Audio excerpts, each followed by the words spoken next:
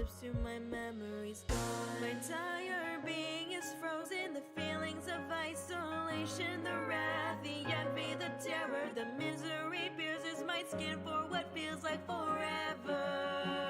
Broken shards with no color. I meet eyes with another. Curses give me purpose.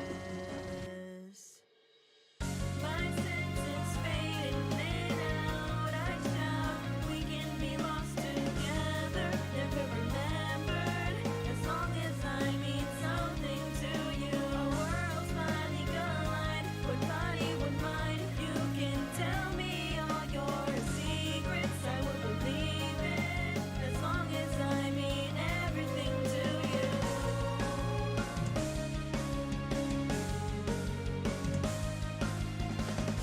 I raise my hands to the moon, and I see what comes to view. Alone once again, nothing I can comprehend. This body that's not mine, an eye for an eye, tears I cannot cry, but I will do anything for you. I will believe in your truths. Lost in a world distant from mine, under icicles as they shine, watching a world with no sun. Welcome a new dawn. My senses fading in and out. I shout, we can be lost together, never remembered. As long as I mean something to you, our worlds finally collide. One body, one mind. You can tell me all your secrets, I will believe it. As long as I mean everything to you. Staring at my reflection, but person in the mirror is no longer me. My senses fading in and out. I shout, we can be lost together, never remembered. As long as I mean something to you, our worlds finally collide. One body, one mind. You can tell me all your secrets, I will believe it. As long as I mean everything to you. A story's beginning, giving me meaning. Falling to your world, welcome the winter.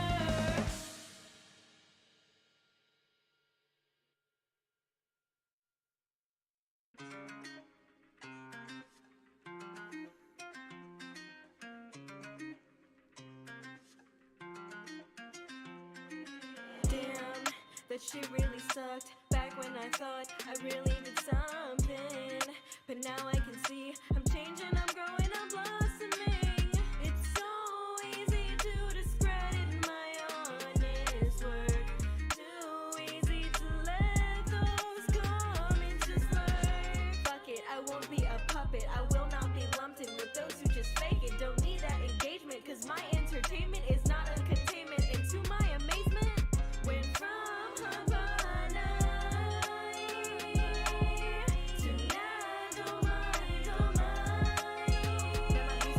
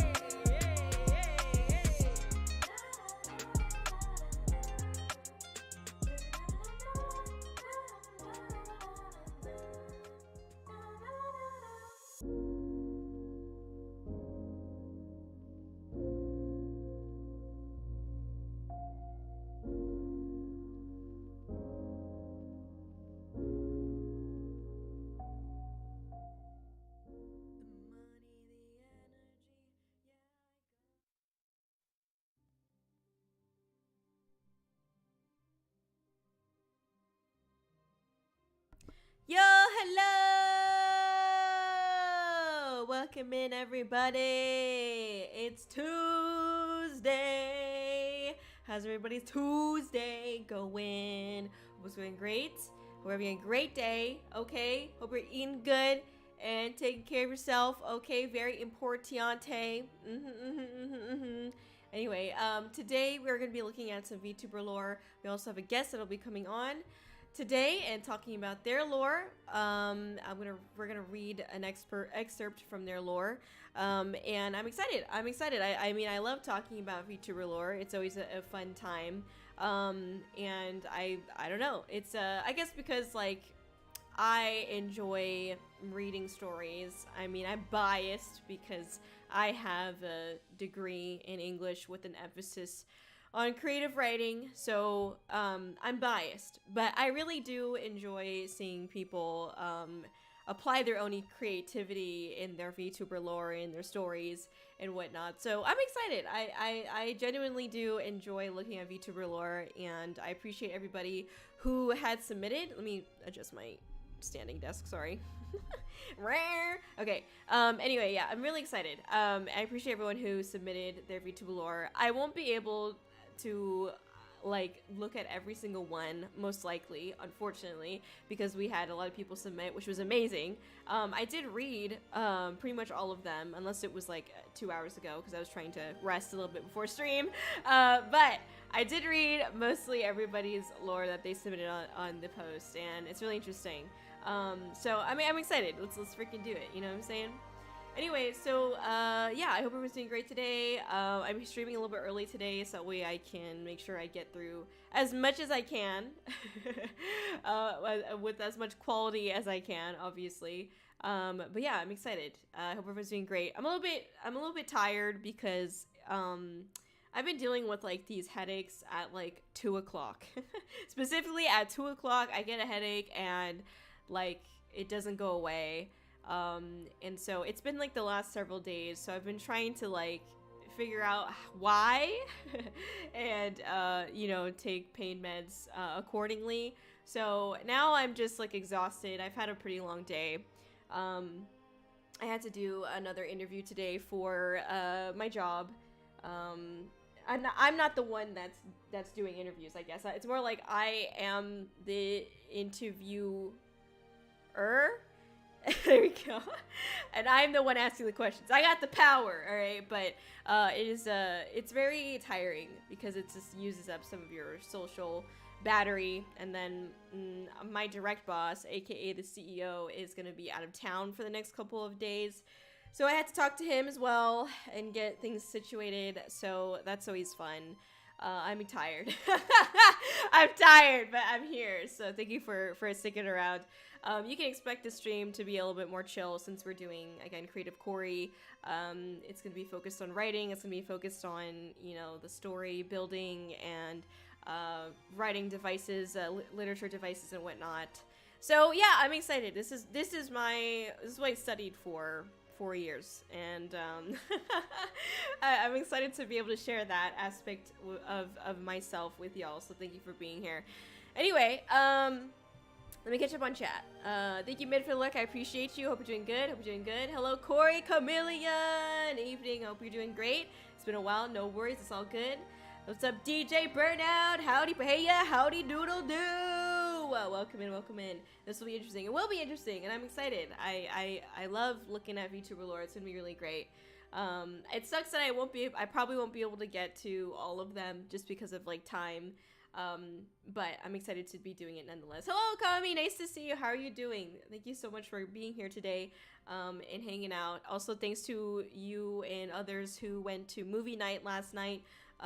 We were watching another Nicolas Cage movie, and it was great. We watched National Treasure, the first one, and it was really awesome. I like don't remember the movie like at all, so when we rewatched it, I was like, oh, this is lit. Yeah, this is cool. You know what I mean? So it's pretty dope. And I kind of want to watch the second one after watching the first one. Is there only 2 or is there 3?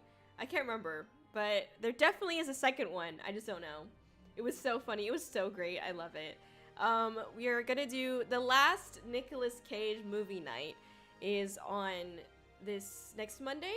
So I don't know if we're gonna watch. There is one Nick Cage movie that I wanted to watch that, you know, honestly, we could probably do another month of Nicolas Cage, but I think we need to, like, you know, we need to stagger it a little bit, you know, like, we need to have something else next month, so, and then we'll bring back Nicolas Cage, but our Lord and Savior, Nick Cage, no, legit, I love it, it's great. I don't know what, like, came over me, but we just decided, like, okay, let's just, like, have an entire month of movie nights dedicated to Nicolas Cage, and that's what happened for January. It was also Nicolas Cage's birthday, like, January, like, was it 8th or 10th or something like that? It was his birthday this month, and I didn't even know.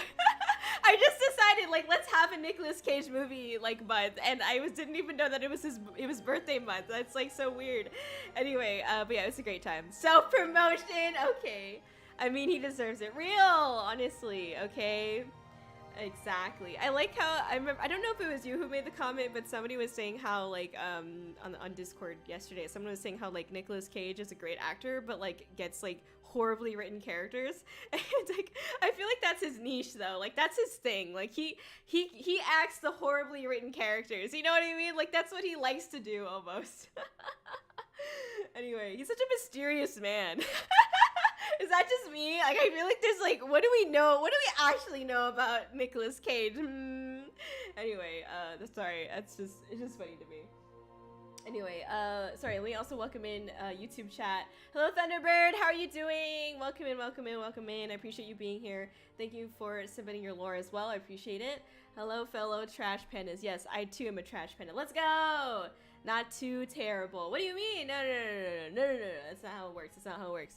Chee! What's up? Hello, guys. Hope you're doing well. Hello, Matthew. Hope you're doing great. How are you? Thank you for coming by. Happy Tuesday. Good evening, Kori. Hello, Zephyr. Nice to see you. How are you doing? What's up? We're just hanging out. Today we're doing a segment called Creative Kori. For those of you who don't know, I really enjoy doing things that have to do with literature. I have a degree in English, and I have an emphasis of on creative writing.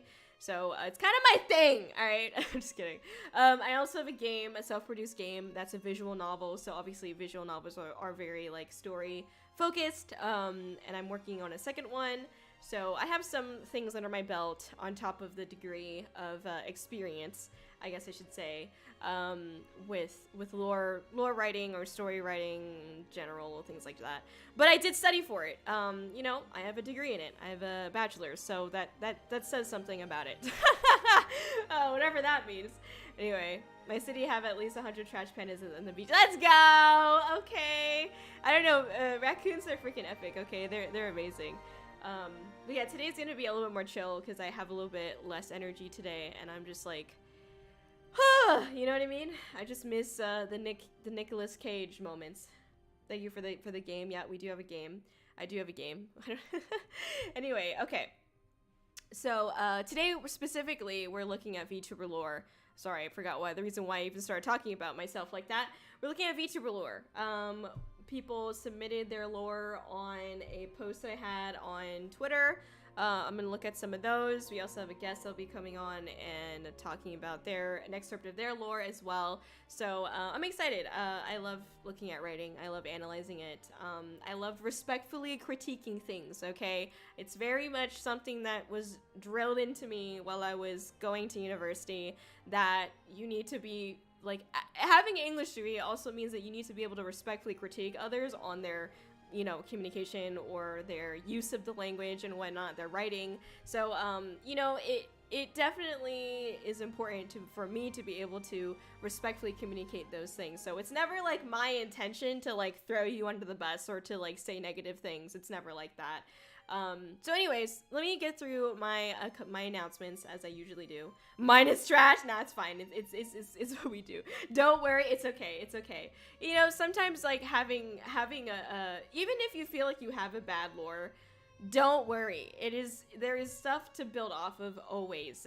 All you need is one sentence, and even if a sentence says absolutely nothing, there are things that you can build off of it. So don't worry. It's okay. Things will be great. Just kidding. I'm lying to you. It's not gonna be great. Okay, let me pull up my announcements really quickly. As I do. All right, here we go. Don't forget to check out VTubers Online. It is a magazine. Let me just go ahead and give you guys the link really quickly. It is a magazine that has all things VTubers in it if you're interested. But I was featured in it. I was the featured VTuber for December. And it was a really great time. You can see my featured interview in there. I talk about VTuber Clipmas, which is a special event that I held back in December. And I talk about going to cons and whatnot. So if you're interested in any of those things, please do check it out. Or just anything about the I guess what happens behind the scenes with Kori. If you're interested in any of those things, you can check out the interview. But it's really cool, and I promise this is the last time, or one of the last times I'll be talking about it. Anyway, okay. I am attending Anime Gaming Con February 3rd through 4th. That is like literally not this weekend, but next weekend. That's next weekend? Oh my god, Jesus Christ, where did the time go? Anyway, so that's happening. Leave it to me to just completely forget. Okay, wow. So that's happening, like very soon, and that's in Fresno, California. We're gonna have the infamous Kori booth. It's really great because I don't have a picture of it right now, but our booth is like right when you walk into this particular, it's called the entertainment building, and they've got like the voice actors and like voice actor guests and the cosplay guests there too. And right when you walk in, you're gonna see the Kori booth. So I'm so excited about the booth placement. It looks really nice. So anyway, or I mean, from what I've seen, I also hope to be streaming a little bit during Anime Gaming Con. Obviously I can't stream the entire thing because I need to be focused on, you know, being there. But we're like right in front of the cosplay contest, so I thought it'd be really cute if like if I streamed and like you guys can like join me watching the cosplay contest. I think it'd be really cute, but I don't know if like we're gonna get a good like video because we're a little bit farther back, so we'll see. But I would like to be able to stream it to y'all, and we can all like react and like talk about it because I think it'd be really cute. Anyway, okay. So that's happening in February, the first weekend of February. We're gonna have the meet and greet hours, new merch, and free stuff. If you're interested in any of the merch, I did do a hand cam stream on Saturday. If you want to check any of that out, yeah, it was a good time. And yeah, okay. The weekend after that, I'm going to Comic-Con. That's in February. As well, obviously, 9th through 11th, the weekend after, and that's in Birmingham, Alabama. I'm very excited. We're gonna have a booth there, meet and greet hours, merch, potentially free merch, I'm not really sure, free stuff, and we actually have a panel as well, and I still am freaking out about that a little bit because I like just found out that I'm gonna be doing a panel, so I don't really know what that's gonna look like. And what that means, but we're gonna see, because like I don't have much time to prepare, so I don't know. It's gonna be interesting. If anyone of you has friends or people in Alabama, Birmingham, Alabama, please tell them to come and just sit there at my panel, so that way I'm not just like alone. Thank you. Anyway, I'm just messing around. Okay.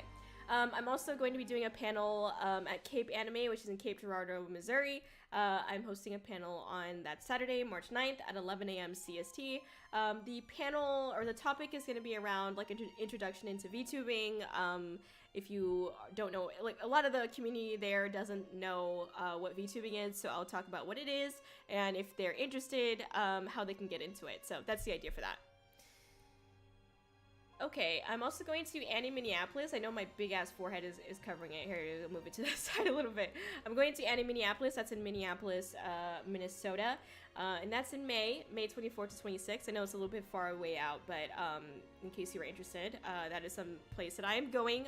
I will have a booth there, merch, and free stuff as well. Hoping to have new merch by then as well, but I don't know. I don't want to make any false promises. I'm also going to be attending Annie Medford. We're going to have a booth there, and meet and greet hours, potentially new merch, free stuff, the usual shebang. That's in Medford, Oregon in September 21st to 22nd. I know we're quite a ways out, but I figured I'd bring it up. I don't have it here, but I am slotted to go. Well, it's not confirmed yet, but there's a good chance that I will be going to Fan Expo Canada, and that's in Toronto. if you are interested or Canadian, I will be also going there, hopefully. Okay. And that's in August, by the way, August 22nd to 25th. Okay, so this is my calendar for this month. I'm not streaming this Saturday, as I have mentioned before. I'm playing Nier Automata because I am actually going to a Nier orchestral concert, which I'm so excited for. Literally a dream come true. I can't explain it to you, but I am not streaming on Saturday because of that. I will be back most likely on Monday, Tuesday, for Monday for sure for movie night. Otherwise, I'll be back on Tuesday for another stream. So yeah, that's what's going on. Anyway, yeah, I'm excited to play Nier. I was supposed to play Nier last week, but it got really crazy last week, so I didn't get to do that.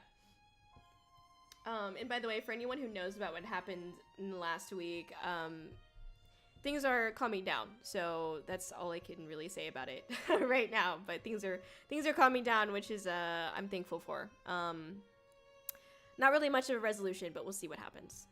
Anyway, okay, so 1 second. Let me see here. Why isn't this working? I want to adjust this, but I can't. Foxy Lettuce, thank you so much for the follow. Welcome in, welcome in, welcome in. Lettuce do be a thing. Lettuce, these nuts. Sorry. I'm sorry. It's just, I was either, it's either like lettuce turnip the beat or lettuce these nuts. And I just, These nuts. I went with that one. I am your number one these nuts VTuber, Kōri-Oujo. I was just kidding. I am a raccoon that got isekai'ed into Ice Prince's body, and I live in a fantastical world called Xylon. Today is going to be a little bit more of a chill stream. I'm doing a VTuber lore kind of stream today. Creative Kori is what we call it. And I otherwise am just pretty chatty, and I have usually chaotic, not creative, chaotic content. But today it's a little bit more chill because we've got these epic things to be looking at. Super amazing lore. Okay, let's freaking go. I love lore. It's all good, thank you. I'm sorry that I D-snapped you like immediately. It's not cool. It's not cash money of me. Anyway, found you on a Twitter retweet post and I want to come hang out and get to. Oh, thank you. I appreciate it. Thank you so much. Twitter is a place. You know what I'm saying? But I appreciate that. Great to meet you. But yeah, feel free to like let us know what you're up to. You know, anything. Are you interested in VTuber lore? Do you have VTuber lore? You know, things like that. If you're interested in that. Or literature, if you have a favorite book or story. Anything literature related you can talk about today, so. But yeah, no, thank you so much.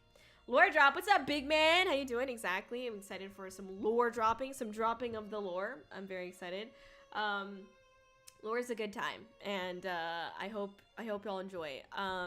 Okay, so what's gonna happen is I'm going to be looking at a couple of things here. Hold on 1 second. Sorry. Oh, sorry. We're looking at a couple of things here, and I will just be talking about my thoughts on the lore that we're looking at, and obviously talk about the good stuff because that's what's epic all the time, you know. But also discuss like what I think I'd want to see honed in on, or you know, what I would love to see more of, basically. All of my critique is meant to be respectful and positive. It's never coming with the intent of being negative or rude. Again, I have a bachelor's degree in English with an emphasis on creative writing. So I do have credentials to be talking about this literature or pieces of work.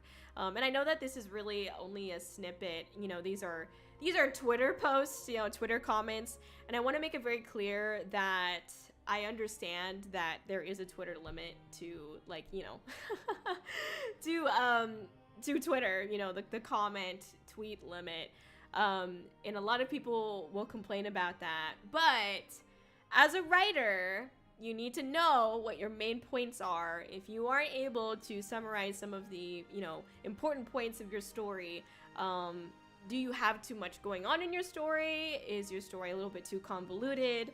Do you understand what the important points are to your story? It's really important that you're able to kind of dissect your lore into something that is digestible, not just for, you know, writer's sake, because I know that not everybody here is a author or writer, but also for your own streaming sake, because we all only have really like 20 to 30 seconds to sell ourselves and our lore and whatnot to people that come to our stream.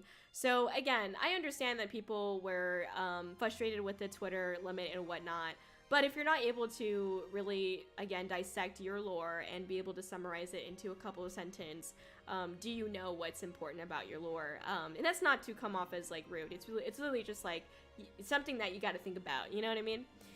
Anyway, okay, so let me go on here, and I do have our first one that we'll be looking at, and I just want to adjust it here. Actually, I'm gonna move over to my other screen.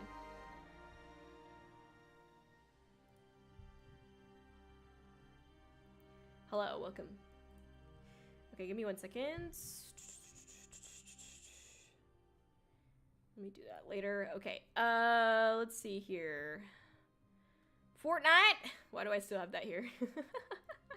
I don't use this screen that much anymore. Okay, here we go. Okay, I'm gonna adjust it really quick because it is not looking good. Alright. Just gonna adjust it so it's not as like distracting what's going on the screen, and then obviously so you can read it a little bit better, because it's like so small, the text is so tiny. Okay. Alright, hopefully that's good. Okay. Here we go. Love the model. Thank you, I appreciate it. I appreciate it. Thank you, thank you, thank you, thank you. It's a good time, you know what I mean? We can be pretty princess. Anyway, okay, so here's the lore that we've got today. Oni girl died to being flat-chested, got reincarnated into a dragon girl, reborn in a fantasy-like world, not knowing about her past life yet, which comes back to her throughout the years after remembering she knows what to do, rent her own stinky cave and stream. Very nice, beautiful. I love this. I love the like lightheartedness. I love the joke. I think it's so great. And I think what I love about this is that it's similar. I might be biased because of like Kori's lore, but I love that it takes like this reincarnated kind of, or like isekai almost, like reincarnation, isekai, whatever, like that kind of trope, and really like continues to make it funny and like flip it on its head a little bit, because I think it's so great. I mean, I'm biased because thank you so much for follow. Welcome and welcome in. Sorry, I don't want to interrupt my own feedback here. I'm looking at VTuber lore, so forgive me. I'll probably say hi to you in a second. But yeah, I really enjoy the humor in this lore. I love that it doesn't take that itself too seriously. I mean, it's just great, and it goes to show like maybe the kind of personality that they have as well. It's a really great little, it's short, sweet, simple, and it's hilarious. So, and I love the common trope. Like, there's so many anime right now that's like, I got reincarnated into a slime, or I got reincarnated into a rock, you know what I mean? Like, there's so many of those reincarnation anime, and I think it's funny that, you know, in this one, it's you died to being flat-chested, and I think that's just so hilarious. And then got reincarnated, and then even after remembering what she needs to do, she's like getting something that's silly, which is like a stinky cave and stream, right? So I think what I would love to see a little bit more of, and obviously I know again that this is just a Twitter post, like we can only fit so much into the comments, Twitter comment, right? But I think it'd be so interesting to continue to lean into more and more of the humor aspect. And I mean, that's what I like about it. Again, you know, it depends on what Chio would want to do with their lore. But I would love to see more of this humorous aspect of it. I think it's like hilarious. What would I do? I guess I would probably focus on like someone like how does the character, and this is what we call like obviously like internal conflict, right? We have already this kind of external conflict where she's getting, you know, reincarnated into a fantasy world, and it's like, what is happening, you know, having to learn all of that, having to deal with all that. There's the external conflict of her environment and setting, but then I would love to see how that internal conflict of like knowing, and if you want to make it funny, you know, like what happens when she finds out that, you know, she was a Oni girl that died to being flat-chested. Like, does she die again because she realizes that she was flat-chested, or does she like try to go on like this journey to try and like when she's not streaming in the stinky cave, like does she try to go and like find out how to have big tatas, you know?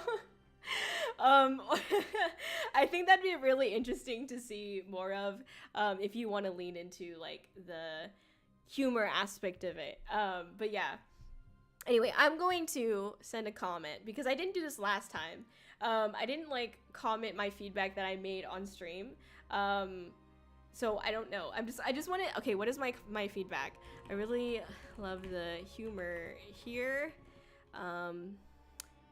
Mentioned it on stream, but if you want to lean into your lore more, and make it even more humorous, would love to see the internal conflict that this character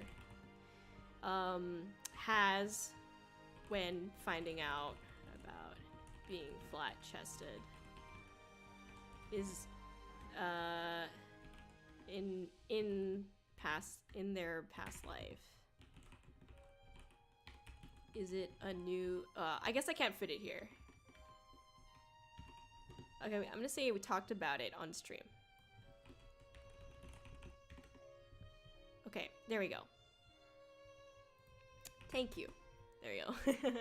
I think that's a good summary. I think that's a good summary. Okay. Anyway, let me see.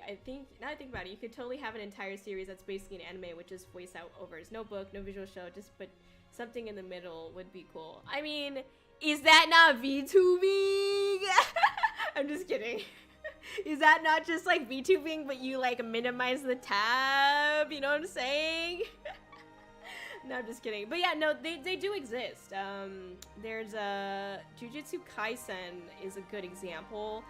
I don't remember what it's called precisely, but they do have like readings of like these scripts. Like I can't remember what it was called, damn it. But that does exist. They do not animate anything. They just have the actors like talk on mics and read from a book, essentially read from the script. And it's the same voice actors.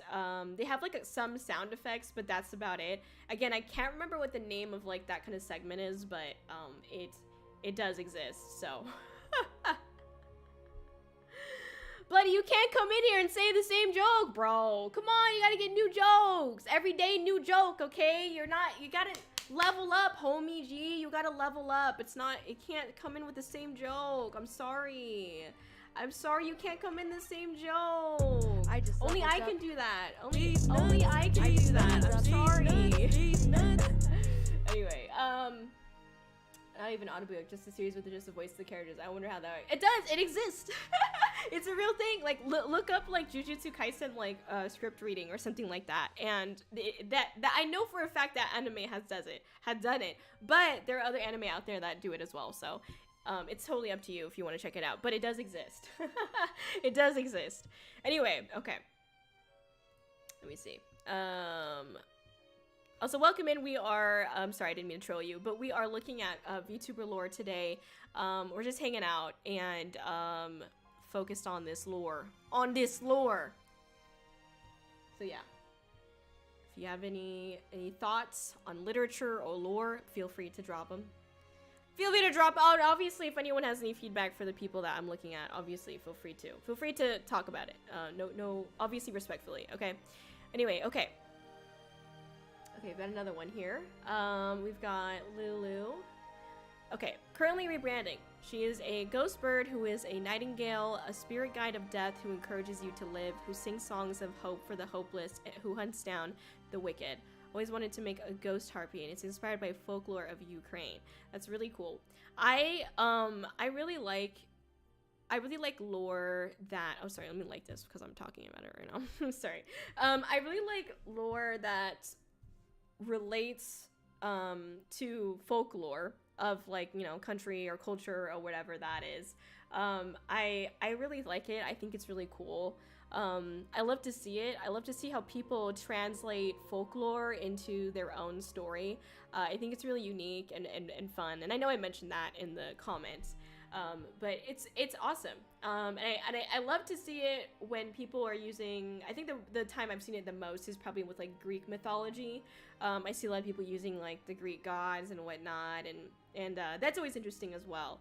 But I think seeing, like, even like the lesser known perhaps folklore of other cultures and countries is really interesting to learn about. So yeah, I don't know specifically this folklore, so forgive me.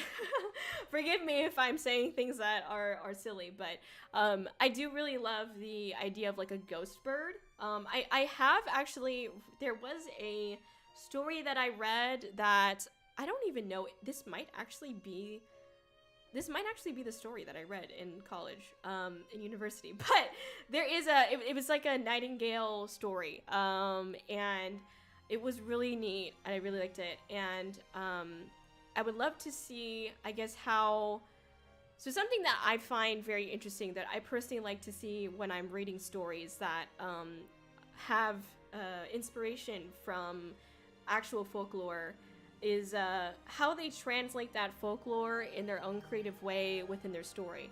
And maybe a better example for that might be something like an allegory, where they use symbols instead of actual characters. So, for example, there's this very famous allegory called the Allegory of the Cave. Plato and Socrates were talking about, like, oh, you know, you strap all these men into these people into this cave, and you force them to watch the images.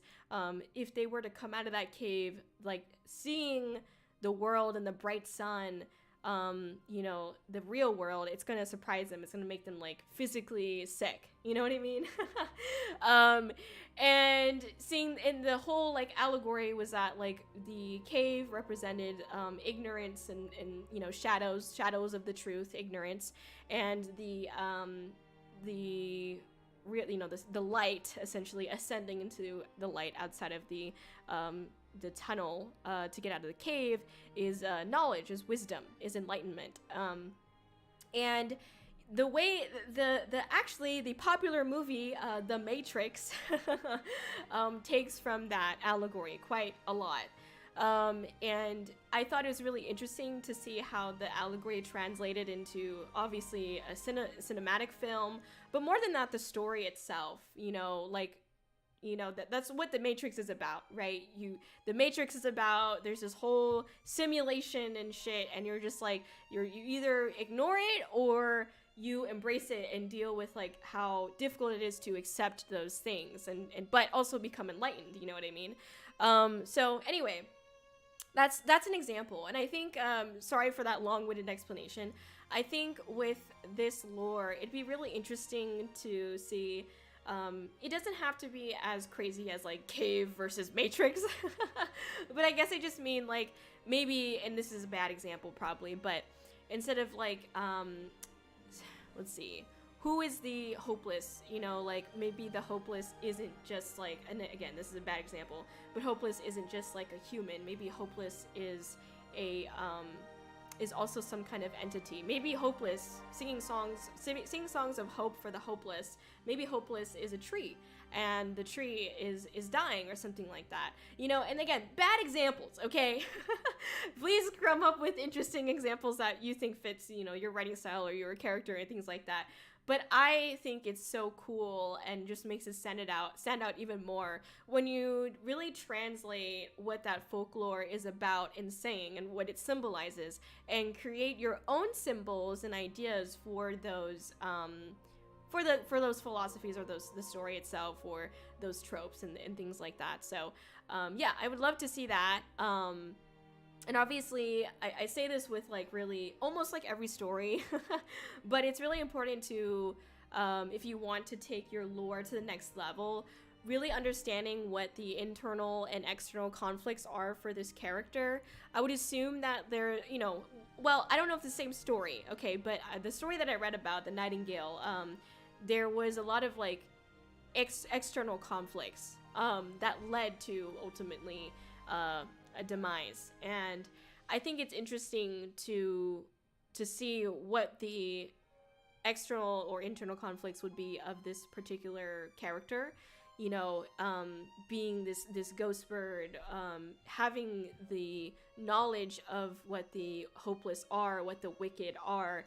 You know, maybe it's something where they're so wicked, they're so evil, they're so hopeless that it's like, well, why do I even bother trying to help? Why do I bother hunting these people down? There's just another one. There's just another one. You know, like, is that maybe one of the conflicts? But you know, taking that folklore to the next level and maybe even creating conflicts that you can relate to as a person, since it is like, you know, your VTuber lore, you know, taking that, taking your experiences and really creating something creative with that into your lore would be really interesting. So anyway, okay, let me comment. Okay. Talked about this on stream if you want more context. But overall, really love the idea, and I'd be interested to see how you take symbols of the folklore and translate it into your own story, with your own symbols and meanings. What I'd say, and meanings. Maybe would like to see internal / external conflicts too. There we go. Okay. Cool. There we go. Awesome. Alright. There you go. The shadows amongst men. Yeah, no, exactly. I love the allegory. Yeah, me too. It was an allegory that story, it really got me through college, not gonna lie. It really did. I hate to say it, but it did. But yeah. Anyway, ooh, yes, thank you. Hello, His Supreme Thickness. Welcome in. Hope you're doing great. I'm self-aware about it. Got it. You don't worry. How are you? I'm good. I'm a little bit burnt out from a lot of things right now, so we're having a chill, laid-back stream. As chill in a laid-back stream as a Kori stream can be, because otherwise it's just completely chaotic. But I'm having a good time. We're looking at some VTuber lore right now. Some people submitted their lore to my Twitter post, and it was a good time, and we're just taking a look at them right now. So yeah, that's what we're up to. Thank you for asking. Hope you're doing great. Hope you're enjoying yourself, having a good week. You know. Sorry, let me pull this up. Okay. All right. Sorry, just want to make sure. Okay. All right, here is another beautiful lore that we get to talk about. So this is Glubbies. Hi, I'm a ghost cat whom guides lost kitties to their gate, whichever they choose, heaven or hell, and then I rub their toe beans and comfort them so they're brave on their next journey in life. Forget me not to fall when another kitty enters my realm, passes away, so I know who to guide or find next. Very freaking cute, but also kind of sad because now we have to assume that there are cats dying. But no, for real. Hi, welcome in. Sorry, I can properly say hello to you in just a second. I just don't want to break the flow that I have here. We're talking about VTuber lore that was submitted to me on Twitter. Thank you for being here. I appreciate you. Hope you're having a great day. But essentially, yeah, I love the idea. I think I've always like personally I find it interesting to think about that there is like a heaven or like a spirit realm for your animals, you know, so it's just a personal thing, okay. But I think it's really neat to also obviously have like this character that is meant to be a guide. And it's funny, we had ghost bird and now we have ghost cat. Sorry, just had to mention it. Anyway, and I enjoy that this idea of the forget-me-nots that fall, and it signals them that they need to guide or find another kitty, and I think that's really cool. It feels like, despite, again, like this is a really great example, and so are a couple of the other ones, like great example of like you don't need the entire Twitter to max out the Twitter limit or whatever to give a good idea of what your lore is. I think this is really sweet. What I would like to see more of, I mean, I think learning more about why. I know that sounds really nasty. I don't mean it like that. But like learning more about like were they created specifically for, I'm assuming they're created specifically for, you know, this purpose. This is their purpose in life, is to be the ghost cat that guides the kittens, you know, to the gate or whatever. And I just wonder, like, you know, I'd want to know more about, I guess, why this type of entity was created, other than because cats are cute, okay, because I agree, all right. But essentially, I'd want to know more about that. I'd want to know if there are any conflicts, you know, internal or external. You know, are there any issues with, you know, like what would happen if there were just an influx of like cats that were unfortunately passing away? Would that concern the ghost? Is the ghost able to go through different realms? Are they able to do anything about the, you know, a surge of cats unfortunately dying? I don't wish that upon anything, by the way. I'm just talking about the story for the story's sake. That'd be very interesting. And if you want to lean more into the comfort aspect, I would love to I really love the line, rub their toe beans and comfort them. And I just kind of like want to know what that looks like, because it's just so cute. It's such a cute image, you know what I mean? And I'd want to know, like, you know, what else is the purpose of that? You know, why is that important? And like, you know, how important is that as well? You know, like, what if they don't, you know, get your toe beans? What if toe bean rubs? And what if they don't get comforted? Or, and also, why do they get to choose heaven or hell? Very interesting. I like that. I like that they get to choose. I'm just wondering, like, what does that look like? What does that mean? Because like, no, in a normal setting, if you told like a human to choose heaven or hell, you're gonna assume that the human chooses heaven, right? You know what I mean? But it's interesting when it has to do with cats. Like our view on it kind of changes, which would be also interesting how if they want to dig into their lore some more, how they approach, you know, digging into that aspect that they're the difference between a human spirit guide versus a cat spirit guide, you know. I wonder like what those differences would be in this world.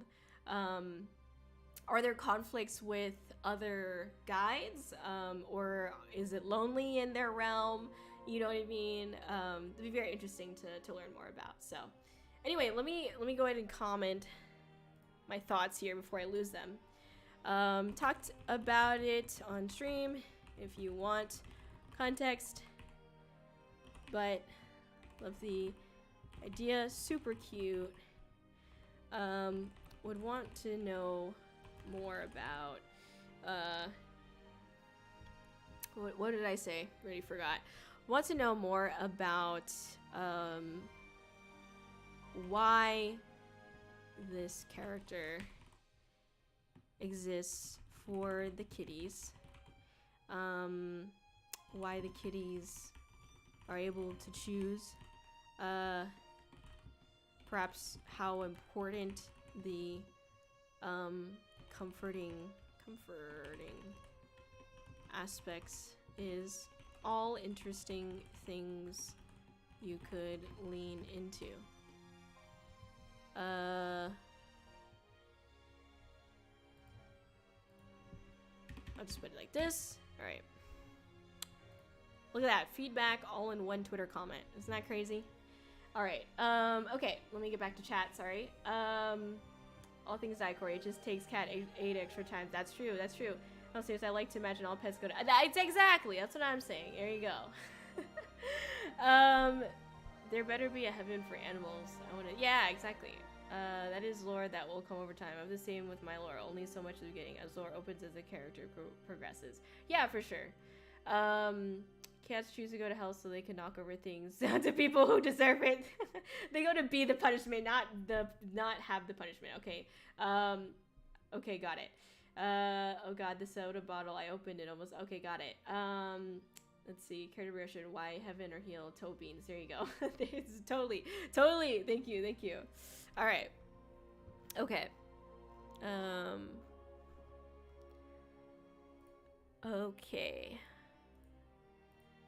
Sorry, I'm just getting the other thing up. Give me 1 second. We are gonna get our guest on soon here, and I just gotta set up really quick because I'm dumb. That's pretty much it, because I'm dumb. It's all okay. Here we go. 1 second. Browser source. Sorry, I forgot to do this earlier because I'm smart. Okay. There we go. There. Sorry. All right, there. That should be fine. Okay. There we go. All right. Okay.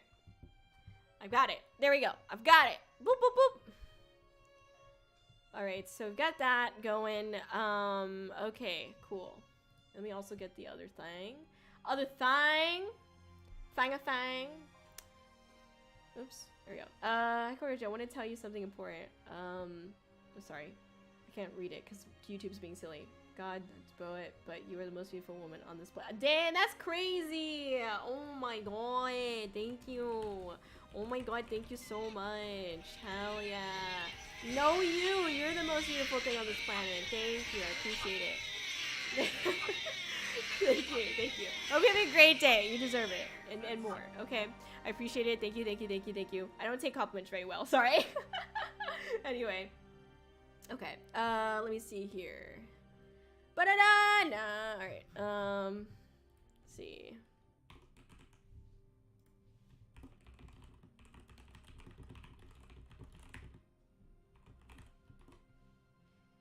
Okay. There we go. Yeah, I know, it's so great. Hello, Ryan, nice to see you. Thank you so much for saying hello. Thank you, I appreciate you. Hope you're doing great. I hope you also have a good day. I think it's daytime for you, so I can't remember. But yes, I hope you also have a wonderful day or night or morning, wherever you're at. But I appreciate you. Hope you're doing great. Thank you. I appreciate it. Thanks for stopping by. It always means a lot when you come by.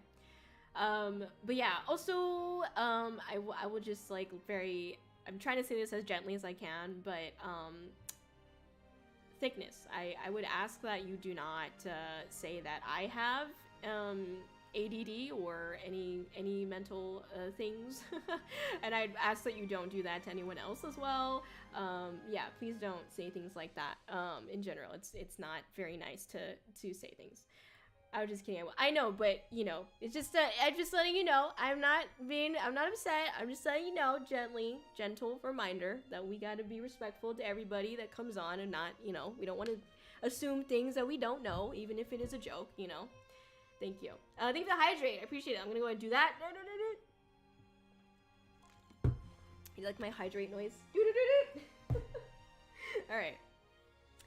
All right. Thank you for understanding. Okay. These nuts. Thank you for these nuts. I appreciate that. Hydrate these nuts. You know what I'm saying? Okay, let me go ahead. We're about to get the guest on in just a second. Let me go ahead and make sure that I'm set up here, because why would I ever be set up otherwise? Okay. You trying to act sweet just like a fuck. You acting dumb, fucking on the lover, huh? It's not subtle. Your attitude a puzzle. You say you live in a struggle. You got so much to juggle, but when it's someone else, you ain't moving a fucking muscle. Quit talking that your asshole. It's not really asshole, it's butthole, but you know, I like saying asshole better. Anyway, okay, great, perfect. I think I'm set up. All right. Hello, howdy doodle doo. Welcome in. How you doing? What's up? I was so impressed with the full head turns on your mouth. Thank you, I appreciate it. It's a good time. You know, whenever I need to, just crack my neck this way, crack my neck that way, You know what I mean? It's great. It's great. I've got freedom of neck. You know what that neck do? You know what I mean? Anyway, but yeah, no, I appreciate it. Thank you. It's a good time. I like it. It works out for me because I tell a lot of dumb stories, so I can like just be stupid over here and then also be stupid over here. It's always a great time. Anyway, okay. What that neck do, ayo? Yep, exactly. I'm kidding. Okay. Yeah, thank you. I appreciate it. Okay, let me see here. So we've got. Oh, sorry. Hold on. Did ya? Oh. Hello, Purple Ranger. What's up? How you doing? I just got home from work, randomly joined your stream. I'm an architect in LA, and I'm making a Warhammer cosplay using industrial grade 3D printer. Wow. What kind of streams do you usually do? That's pretty epic. That's a freaking statement. Okay, that's crazy. Can I ask you, like, how much that costed you? I don't know if you don't want to share, that's totally cool, but welcome in. Thank you for randomly joining our stream. Yeah, I used to be in cosplay, actually. I used to be in the cosplay community, and I remember being so jealous of people who had 3D printers. But at the same time, I'm not gonna lie, I'm gonna be completely straight with you, homie G. I loved not having it because I felt so much more proud of my cosplay. I was like, you know what? I didn't use a 3D printer. This is nothing against you, by the way. This is 100% me, because I know that it takes like the technological adeptness to be able to understand what programs you need to like plug in and then like actually like use the printer, and I don't have that, so I respect that. However, I used to make really huge props and whatnot, like, you know, 60 pounds of just pure prop shit, and I absolutely loved just making it myself and being able to say that I did that. And like, obviously the 3D printed stuff look amazing, they're beautiful, and they take a certain amount of skill that I don't have, so I respect that as well. But I just personally really liked being able to say that I did this all by hand. I fucking measured all this shit, I messed up a million times, I didn't use hot glue because that shit don't work, I didn't use cardboard, you know what I mean? Like, it's such a great feeling to be able to say that I did it. Anyway. But yeah. Did I hear Warhammer cosplay? Yep, that's over on the YouTube chat. My bad. But yeah, that's awesome. Good luck. Streams that I usually do, thank you for asking. I do a lot of different kinds of streams. I do have a focus on chatting, so I like to talk to my chat a lot about mostly chaotic and cursed stuff. So if you're not prepared for that, please know. My lore is that I'm a raccoon that got isekai'd into Ice Prince's body, essentially, TLDR, okay? So that's a little bit about me and my personality. I'm chaotic, I'm silly, and dumb, but I like to have a good time and just laugh. I like to laugh, so that's about me. I guess like other like game-wise, sheesh. I'm playing Nier Automata. I played it like 5 times, not on stream, but just previously. I'm playing Nier Automata like this week. I like to play other types of games. Like, it really just depends. I'm a variety streamer, so you know, I'll play anything that I feel like playing, essentially. I played Stardew Valley. I've played like Phasmophobia or Mortuary Assistant if you like horror games.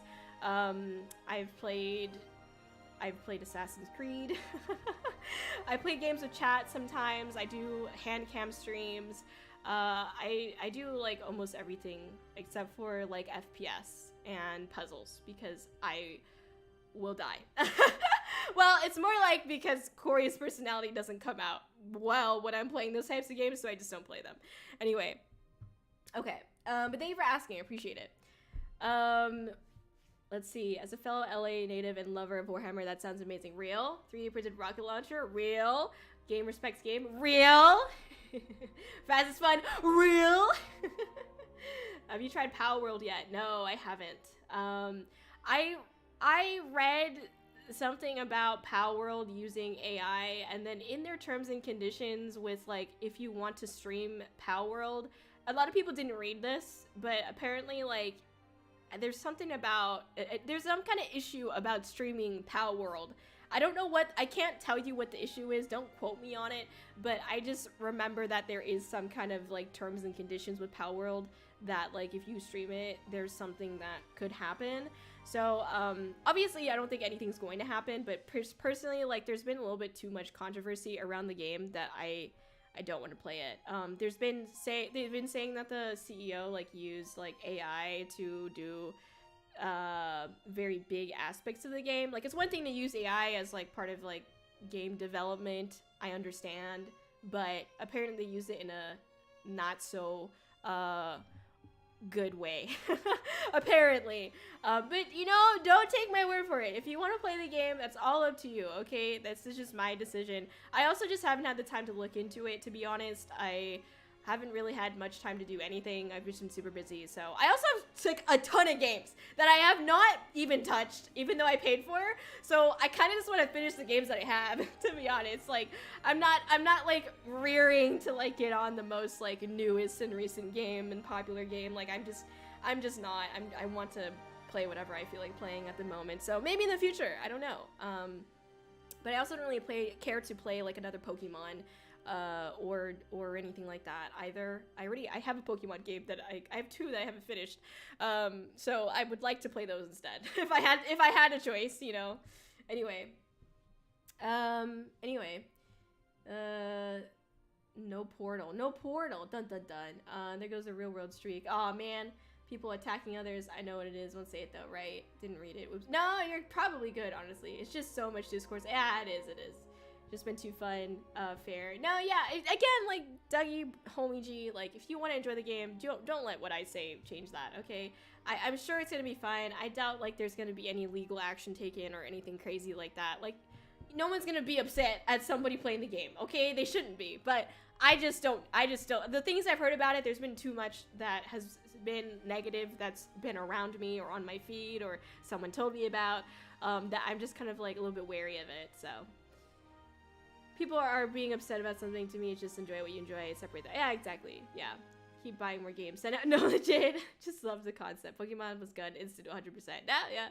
I want to play it, but I'm hooked on Succulent. Got you. That's all fine. Yeah, I mean, heck yeah. I mean, it's cool. It's cool. Okay, I respect. Believe that, but the internet has proven people get upset over what games you play. That's true. That's true. I meant more so the company shouldn't be getting upset at you for playing their game. But the company literally posted something. That's what I'm saying. Like, the company posted something on their website about that had to do with like streaming the game. And like nobody seemed to read it except for the things that like retweeted about this specific thing that they said. I don't know. I don't think it's a bad thing. I don't think they're like I don't think that the company is gonna get upset at anyone playing their game. I don't think they're gonna take any legal action, is what I was saying. Do other people get angry about the games to play? Absolutely, but that's just people. That's just like people who have no lives and trolls. You know what I mean? You just kind of have to block them, unfortunately. Anyway, okay. Let me go ahead and get a Jonas on here. That might be different from what I don't know. It's weird. Hey, listen. I am not a form of news media. Don't take any of my word for it. Don't take any of my word for it. Okay. What are we talking about? We're talking about VTuber lore today. We're about to bring a guest on right now. Hello, welcome in. How you doing? Yeah. So for those of you who are coming in, we were just discussing some VTuber lore. I made a Twitter post with people to submit their lore. I also have been in conversation with someone who is very interested in VTuber lore as well, and likes the creative like writing aspect of streaming and things like that. So we're about to bring them on here in a second. And yeah, I have a BA in English with an emphasis on creative writing. So that's a bit about me, my credentials. I have a self-produced game, and I am finishing up a second one essentially as well. So that's kind of like a bit about me and my credentials. I've also done the stream before, so yeah, that's a bit what we're doing today. We're just doing another Creative Kori segment essentially. Yeah, thank you, Mod. Appreciate ya. Okay, here we go. Let me go ahead and get them up here. Alright, 1 second. Let me make sure this is working. I'm gonna pull up their... I think it might be too zoomed in, so hold on, sorry. I'm gonna unzoom it out. Where is it? Here we go. Oh, that's not bad.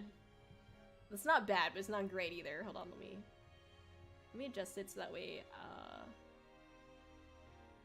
okay. that's good. I'll just scoot over. Okay, let me get them on here. I'm gonna hide the chat too so they're not getting blocked by y'all. Sorry. Love you. Okay. Thank you. Appreciate it. Thank you. Alright, let me jump on. Okay. Oh, sorry. Let me also... Wait, you made it. I did make a game. Here, I will give you the link here. If you want to check out the game, it's on my website. We're also working on a second game. If you're interested in contributing to the second game,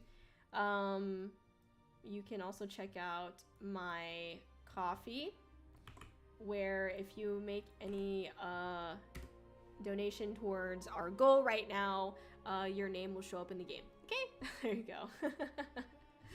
Alright. Okay. Let me get on the Discord call, sorry. Also, wait a second, sorry. Oh my god, I'm going back and forth. Let me also just make sure I shout out Ajonis here appropriately, since they're about to come on. Okay. There we go. I'm not following you? What the hell? I thought I was. It's so weird. I could have sworn I went into your profile and I could have sworn I was. Okay, let me go on there. Sorry about that. Hello? Can you hear me? Yeah, no, I can hear you. I was just muted. Busy watching the stream on one end, and I'm like, I don't want to accidentally, hear double voices. No, you're good. You're good. Thank you for joining me today. Thank you very much for having me, Kori. Hello, chat. I too am a fellow trash panda. Yes, you can see black and white. Totally fellow trash panda here. Heck yeah. Well, you've got the eye though. You got that little. It's a visor. It helps me. It lets me X-ray garbage can so I can see what has the good garbage in it. Okay, smart. I like that. It's that's pretty useful. I like it.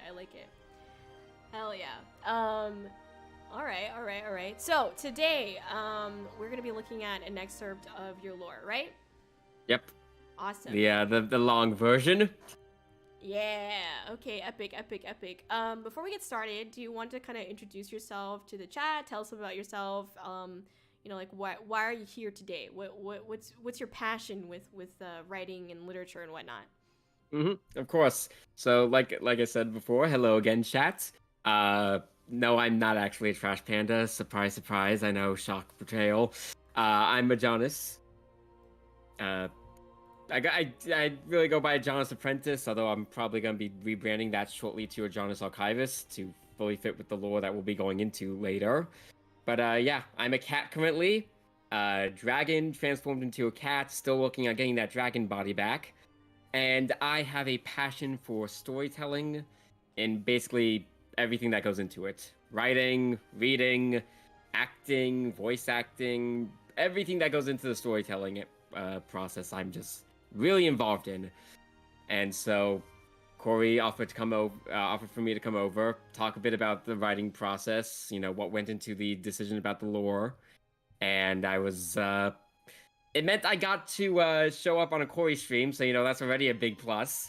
Heck yeah. But it also meant I get to spend about 30 or so minutes just raving about the things I love without the people around me rolling their eyes and pretending to care. Because that's what happens in real life. That's lame. They don't get it. They don't see the vision. Awesome. Okay. Yeah, so we can definitely jump into it if you want. Thank you for coming on today. I'm super excited to read this. I didn't like read anything beforehand, so this is all gonna be new for me. We're gonna be reacting it all together, everybody. But yeah, if you want to go ahead and start, usually what I like to have people do is just like read it themselves. And yeah, I'll kind of like take notes on my end on like what I want to comment on, but I'll just go ahead and mute and I'll let you read what's on the page here, and try not to like, obviously like you know this already, but try not to stop and like say something else. Like just read what's on the page, so that way we can just like stay within the flow, because that'd be awesome. And I will be taking notes on my end, So whenever you're ready, or do you have any questions before we jump in? I want to make sure I'm not just rushing you. Actually, I just wanted to ask, do you want me to pause in between each paragraph to go over the past, or like the past bit, or do we just one shot and then we'll go over everything piece by piece?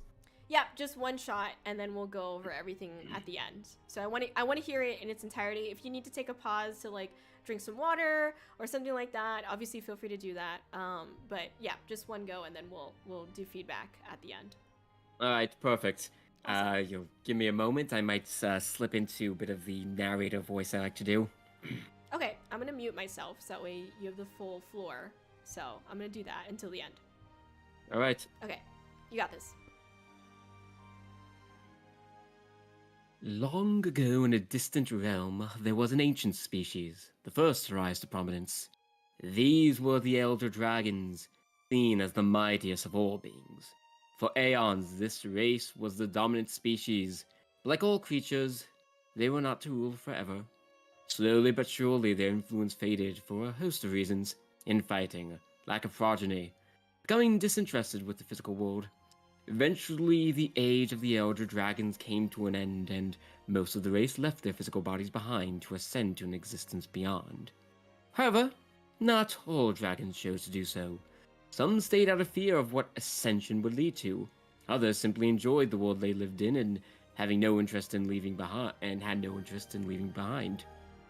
Like their former kin, these Elder Dragons would slowly lose prominence over the ages as they slowly died out to be replaced by their progeny, the Lesser Dragons. The last of these remaining Elder Dragons was the youngest of their kind, a male by the name of Sanaja. Sanaja was prototypical of the Elder Dragons who retained their physical forms. Conceited, cruel, prideful, and above all else, greedy. Sanaja spent his existence dominating others and taking what he wished from whomever he wished. As millennia went by, Sanaja became more and more powerful. His treasure hoard grew to a mind-boggling size, and yet he was never satisfied. He held the wealth of entire worlds, and yet it was not enough. Already seeing the other races of the world as beneath him, Sanaja began to terrorize realms purely for enjoyment. And yet even this eventually grew dull. It was in the height of his cruelty and power that Sanaja's life would change. A human mage came to his lair in the stars. Sanaja expected this to be simply another foolish hero attempting to strike him down.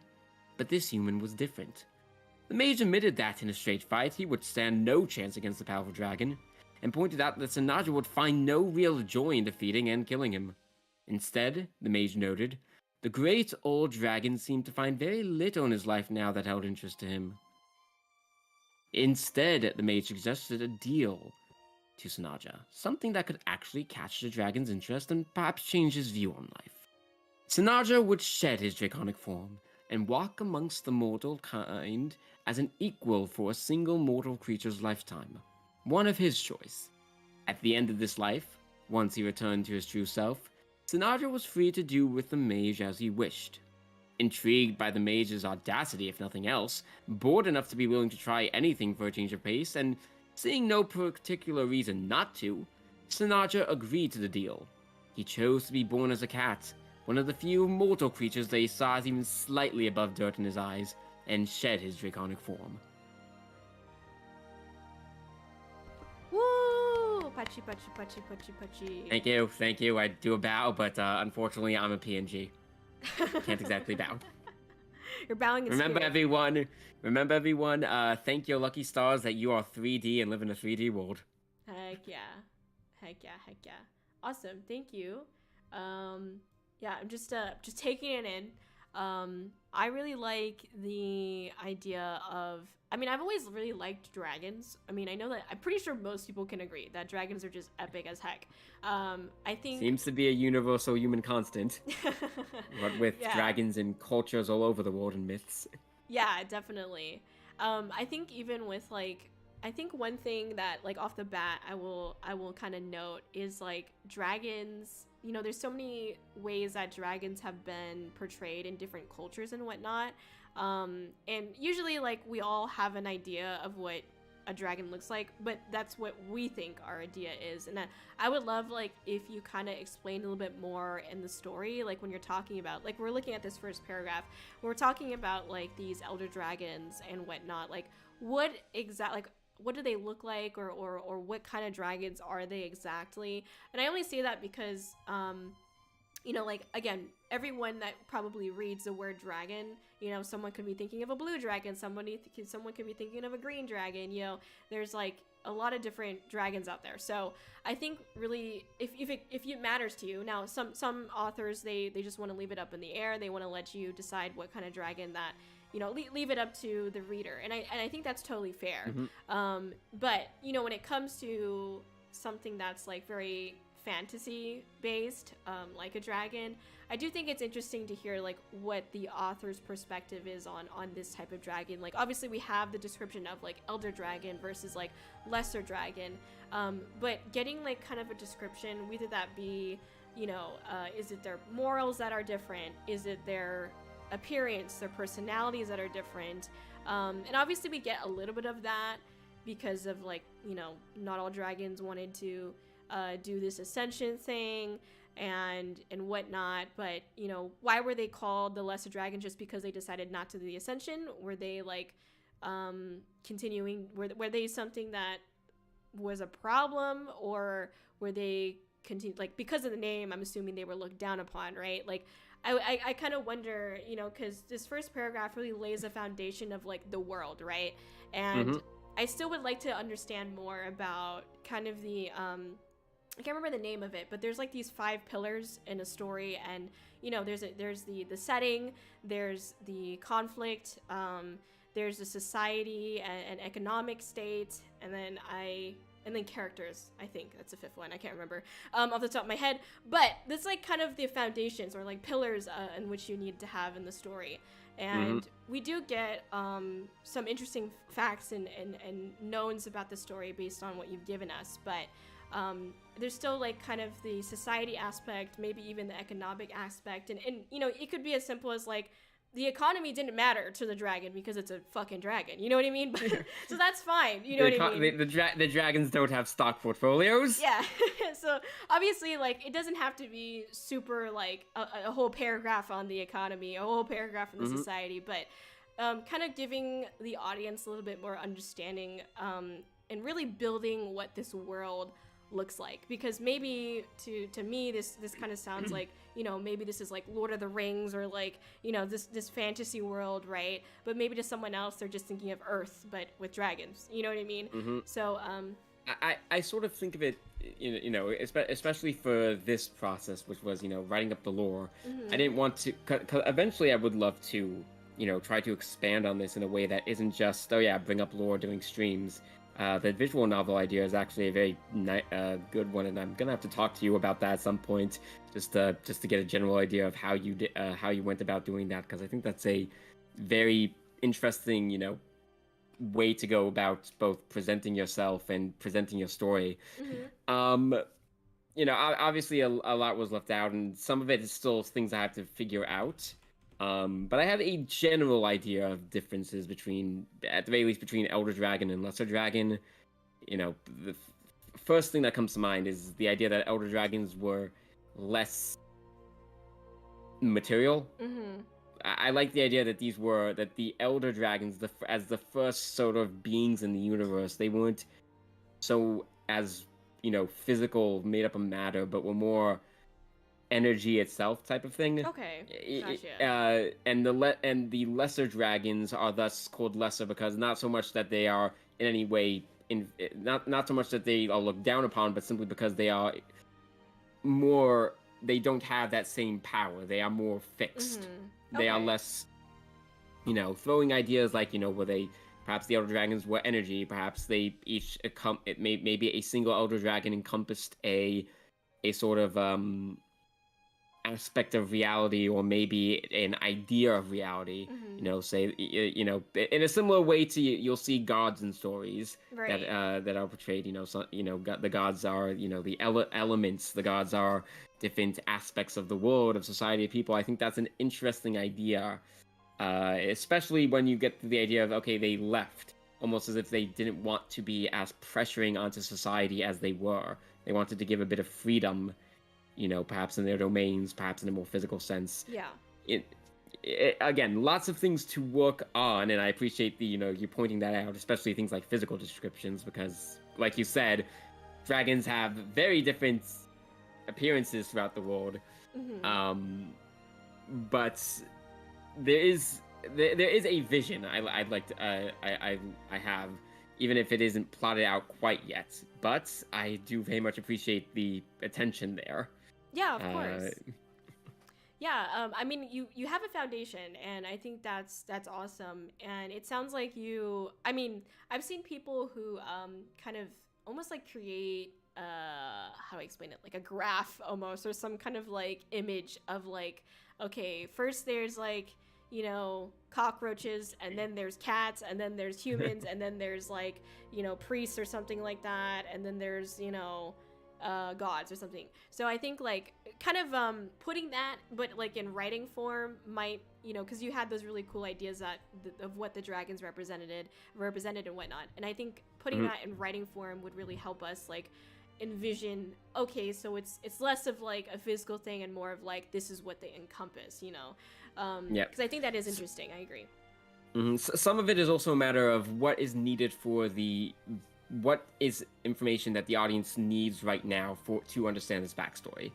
They may not necessarily need to know the intrinsic details of what makes up these dragons. Obviously, again, if I want to go, if we want to go further into it and we really want to explore the world and the various parts that make it up, then yeah, we definitely need more than what we have here. But for the very brief backstory, I say brief as if this isn't going to end up being at least 2 pages long, but for the very brief backstory of, hi, I'm a VTuber, what am I doing here? The general idea of, oh, there were elder dragons and they no longer are around, so that's why I'm the only one left, is probably all the audience immediately needs to know. Yeah, that's true. Like you mentioned before, pick and choose what is the most important part when you are trying to dumb down the story so that anyone coming in can immediately catch on. Yeah. Same thing with the Twitter post. Right, exactly.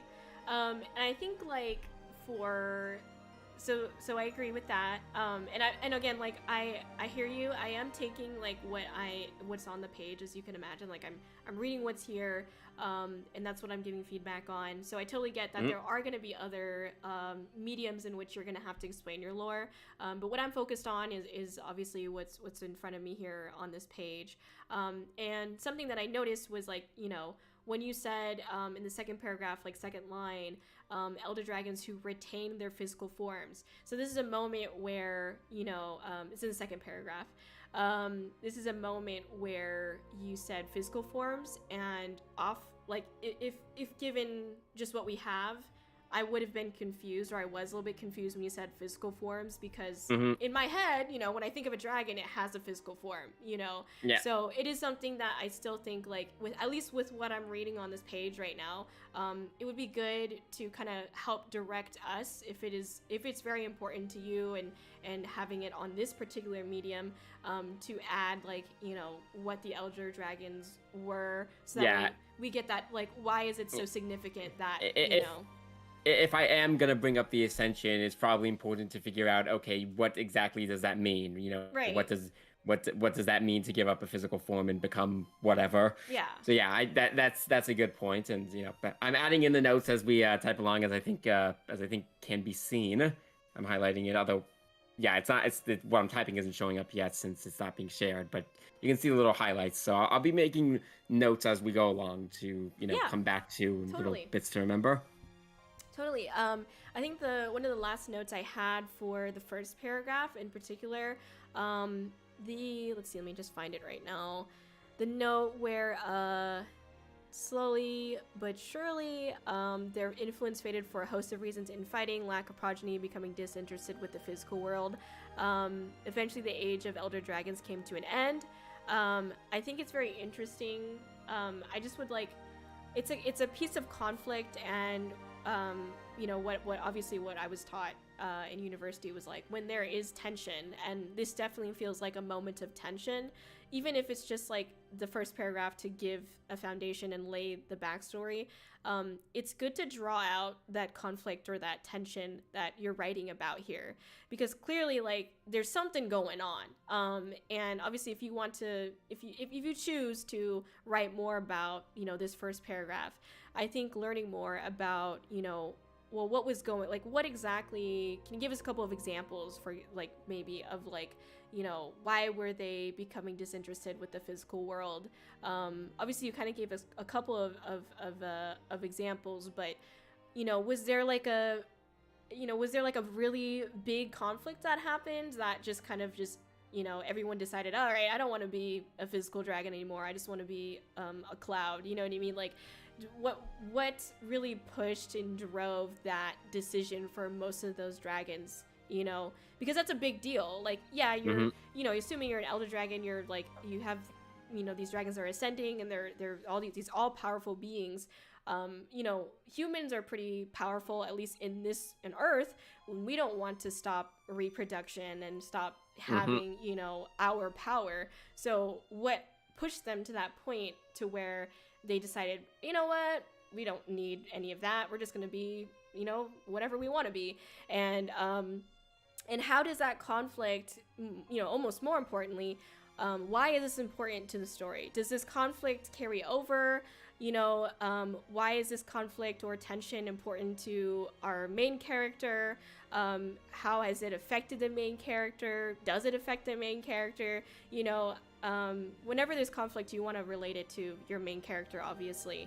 And I think that'd be interesting if you choose to kind of talk a little bit more about that. I didn't exactly have a lot in mind with this, as opposed to the Elder Lesser Dragon thing, which I did going in. This was very much more of a, okay, you know, what's a quick thing that would kind of make sense to explain, you know, the loss of everyone else, and, you know, why would you get to that point? You know, if I'm being very honest, but that is a interesting thing to think about. What leads to this sort of thing? Yeah, I could say that they just decided, yeah, we're infighting, but why are they infighting? Why aren't they united? I can say that you know, they've stopped reproducing, but like you said, humanity isn't doing that anytime soon. And you know, we like the idea of leaving ourselves and imprint of ourselves onto the world. So why did the dragons decide, we're not into this anymore? Right. And it's something to look into. It's also a wonderful opportunity to really explore alien mindsets, you know, that challenge the reader and broaden their horizons. Like, oh, this is something that, yeah, isn't really a human thought process, but maybe it makes sense that a creature would think this way if given X, Y, or Z. That, you know, just spitballing off the top of my head, say dragons can't die, or at the very least they can't die of natural causes. You know, they can't get sick, they can't age to death. So then maybe the idea of them, you know, the idea of them feeling like they need to have children perhaps isn't as urgent, because, well, when there isn't that same immediate concern of what if we all, you know, die out, right? Or do I need to lose an impact? Similarly, the idea that they could get bored of existence is a lot more understandable now. Right. So, a lot to explore there, and I appreciate you pointing that out. And I'm definitely gonna need to think this over a lot, even if it isn't directly related to Sanaja/Ajonis, in case anyone needed that little bit noted to them. That is Ajonis backward. There is a reason for that, even if I didn't end up writing it for this little excerpt. But interesting bit to explore for the world, and I'm definitely going to put that as a thing to do eventually. Yeah, for sure. And obviously, like, all of my feedback, like, don't feel like I'm not gonna force you, okay, hold a gun to your head and like be like, you have to write this. Like, you know, it's all up to you. Everything that I'm telling you is just to potentially give you ideas or help improve what you already have. And obviously what you already have is great. Kori Sensei isn't grading this assignment. Exactly. There you go. Awesome. Okay, so kind of moving on to the next paragraph. Let's see. I think it's really interesting to have a character that is like so almost like powerful that he's like bored, or like it's like bored of dealing with like just everything's being weak. It's almost like One Punch Man is like the kind of like idea. Yep. Yeah, and I think that's really interesting.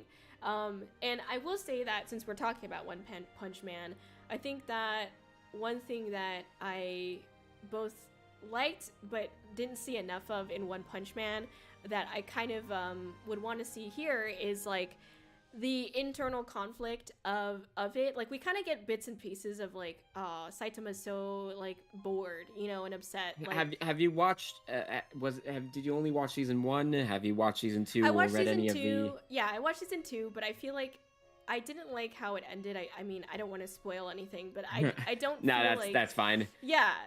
That's fine. From what I understand, it's a bit more explored in season 2, and as the story goes on, I mean, the story goes wildly different places, and it doesn't focus entirely on Saitama anymore. Right, which that's is what I'm saying. Probably like, for its benefit, but a little bit frustrating. yeah, no, I think there's definitely a lot to explore there, and very different ways to do it. While we're on the subject of One Punch Man, to just go a bit more into that, I think what's the author, whose name I'm forgetting, does he go like a moniker of like Zero or something online? I don't remember, but I think he did that. He did a solid enough exploration within that first season of Saitama's boredom, and he then starts to focus in on how that affects the other characters and what does power mean to them. Which is a sort of interesting way to show. To look at this, it's like, okay, this is a guy who has all the power in the world, and now he feels meaningless and purposeless. So we get, we can sort of understand that, but then we get reminded of the human view of what does that power, why do people crave that power in the first place, what drives them to that. Right. Goes very interesting places with this, especially with one of the characters that was introduced in season 2. It's also an interesting dynamic that you could play off of. When you have one character who has all the power, and another character who does not have as much power, and that sort of, difference now in outlook. Yeah, and I can definitely see that happening in your lore, which is why I related the two. But, like as we talked about, how does this affect Sinaja? Like how does it affects like not having so much power, not being satisfied. You kind of like talk about some events that happened, but I think this is a very important part to build up. Maybe did at first like did this character really try to like be a good, or what we would assume is a good dragon, or were they always taught to be a bad dragon? Were they, what formulated in their past to lead them down this line? Because there are powerful characters that still have fun having power. Why is it that this particular character has all this power and is not having fun? And what does that power look like as well? It's the way that, like, as the examples we talked about, Saitama or One Punch Man literally can just one punch people, and that's how the power is presented. And I don't exactly know how this character's power is presented. Like, we see, okay, terrorizing realms purely for enjoyment. Okay, why do they get enjoyment out of that? Are we just a sadist? Yeah, right, exactly. Like, and then, like, or are they the kind of person that's like, I'm not even gonna really get anything out of it. Why do I even bother wasting my time and energy on doing something like terrorizing a realm?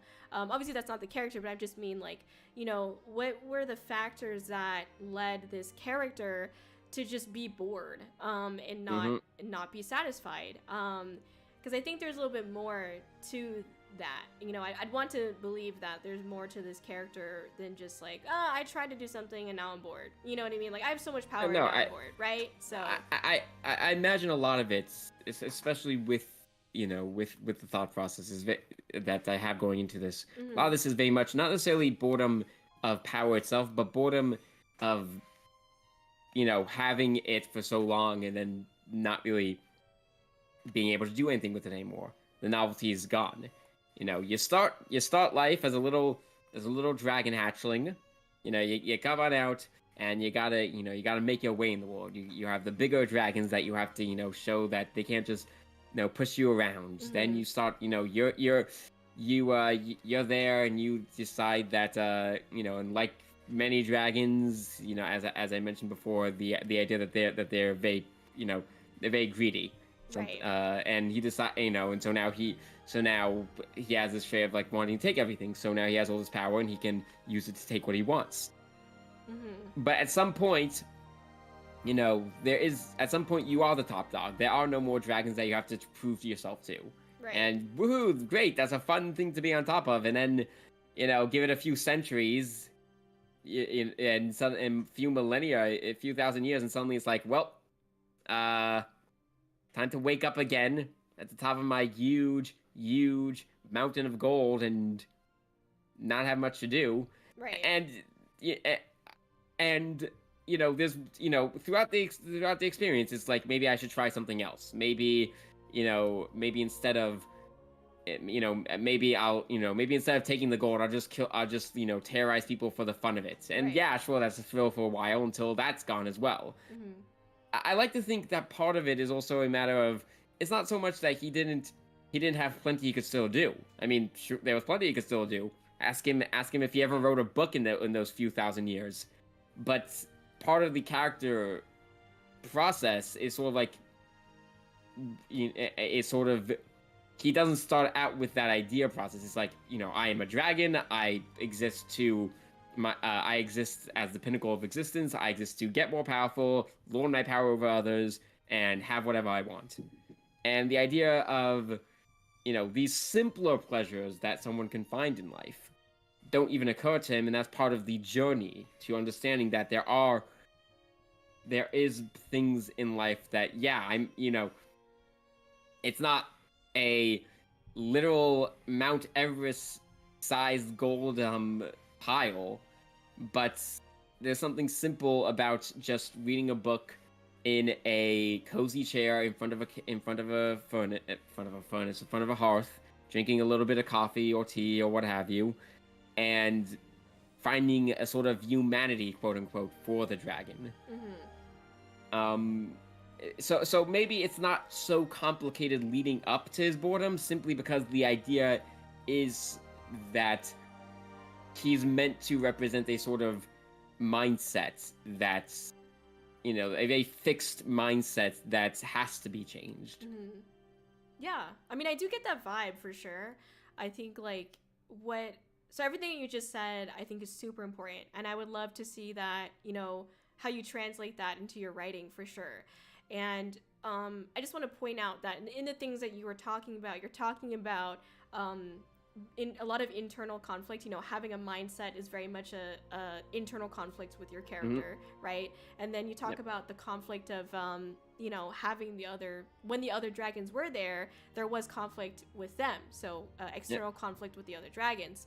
Now when I'm reading this excerpt here in the second paragraph, I can see, you know, and maybe this is just a writer analyzing another writer's writing, but, you know, when we're looking at, like, his treasure hoard grew, had the wealth of entire worlds, terrorized realms, like, we're seeing a lot of, like, almost like materials, and not just, like, the treasure hoard, but also just, like, you know, we can imagine, like, terrorizing realms, right? Okay, we can see how that plays out.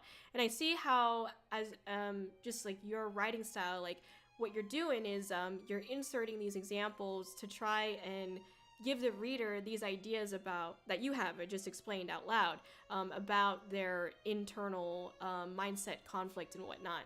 But the issue is that, you know, I say this to everyone. You know, your reader is not you. When you're writing things down, and I struggle with this too, you know, when I'm writing things down, I have to constantly ask myself, like, okay, is the reader going to understand what I'm saying here? Like, I have to pretend like I know nothing about this world. I know nothing. I have no preemptive no prior ideas. knowledge. Exactly, right. So when I'm reading this, I don't immediately get like, oh, this is just a mindset problem. And so I think, like, one thing that you definitely want to tailor a little bit better in this particular section is really honing in on the internal conflict that you just talked about, because I think that's very important, and that definitely makes us care about this character and more importantly care about how this character got from here to, you know, as you said, sipping tea in front of a fireplace or something like that, right? Like that's a huge difference. And when you're honing in on that aspect of this character here, these internal mindset issues and conflicts, when you hone in on it here, it's gonna make that ending so much more impactful, right? So all of this is really just to make that, you know, the entire story impactful. So I would definitely say here, let's really hone in on that internal conflict, because I think it is interesting, and I think it will really show what kind of character this turns out to be at the end, you know? Yep. I appreciate that bit. You know, it's always a reminder any creative needs is you're not the audience. Don't assume you will have knowledge that they won't have, and you need to make sure that you don't assume that going in and trying to explain things. Right. I'm actually a bit more curious. How would you recommend? You know, what would you do or add or change perhaps to better show the internal conflict beyond just beyond what we have here? What do you think would is another how in depth, I suppose, need this be spelled out, especially because of the concern of show don't tell. Right. That gets really complicated when it comes to writing, since it feels like everything is telling. Right. Well, I would say that, I mean, I don't know how long you intend to make this lore. If you are considering making this into a visual novel, there is something that I was taught, which is scene versus setting. And all of this is setting. Scene would be something where, I mean, the easiest example would be where there's dialogue, you're having some kind of active interaction happening within the scene, versus a setting is a lot more passive, and you're kind of just explaining what is going on or setting a foundation. And I would say all of this is setting, which is fine. If I were to give an example of maybe how I would talk about this change, it doesn't need to be really more than 5 sentences. You could just based on your writing style, you could potentially say something after he was hatched, X happened, and then a year later Y happened, and then 20 years later this happened, and then there were so many years that happened that the dragon lost count, and now we're here. And where is here? Well, the dragon is now now having this issue with not the mindset issue, right? The internal conflict. And maybe even start with when they hatched, at first it was all excited, now he's learning about and then a year later, now he's learning about all his powers and all this cool stuff. 2 years later, okay, they mastered this, and now they're trying to beat this other elder dragon.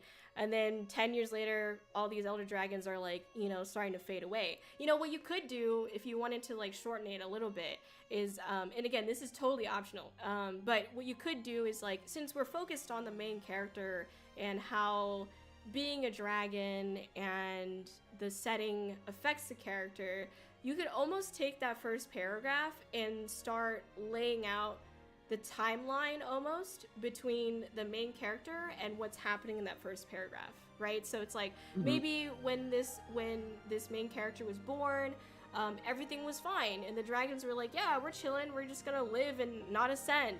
And then maybe 5 years later, there's these elder dragons that go and I don't know, an extreme version is kill the parents or something like that, or the parents leave them so that way they can go ascend, and now they're all alone and they have no way to fend for themselves, or they have a adolescent mindset that hasn't really formed and is preset with conceited, cruel, and prideful, greedy kind of ideas. And then by year 10, okay, now we've got the elder dragons, they all are just disinterested and they're all ascending, and now there's only Sanaja, you know, and that's like year 1 million or something like that. Now you don't, I'm not saying you have to like go year by year, but just as an example, you know, It's a good way to set up the general time frame and see the evolution happen. yeah, exactly. Not necessarily quote unquote real time, but you know what I mean. Like we step along with the process. Exactly. And when you're doing something like that, you're giving like time. Okay, there's the time, internal conflict, external conflict, and then why that's kind of why that's important. And then you do the same like kind of equation over and over again until okay, now we're setting the scene. And the scene could be where Sanaja is finally, you know, getting confronted by this mage. You know, I think this last paragraph, like, and sorry if I'm jumping into this too quickly. No, it's all good. Although before you do, I have to take the opportunity to make the joke. You mentioned the whole you know, say that something happened with his parents, like they got killed. Immediately my head went to, oh god, I could have been Batman Dragon. could have had his parents shot in an alleyway. He could have been Batman Dragon. Instead, I chose this. Hey, if you wanted to, the world is your oyster. That's funny.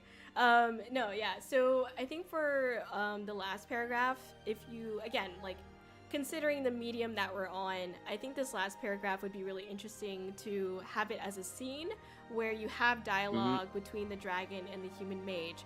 And I think it's important because all of this time we're getting a general idea and sense of the personality of the dragon, but really having this dragon talk, or doesn't even have to talk, like just having gestures, like rolling their eyes or like tapping their finger because they're annoyed or whatever, you know, like giving... We return to the show don't tell aspects of storytelling, turning this into a scene as opposed to giving it as a here's an abridged version on a piece of paper. Or, well, I mean, if it was written, it'd be on a piece of paper anyway. But the point being, you're saying that, you know, the descriptions of facial, facial expressions, or being able to actually show facial expressions, if, say, you're talking about a visual novel.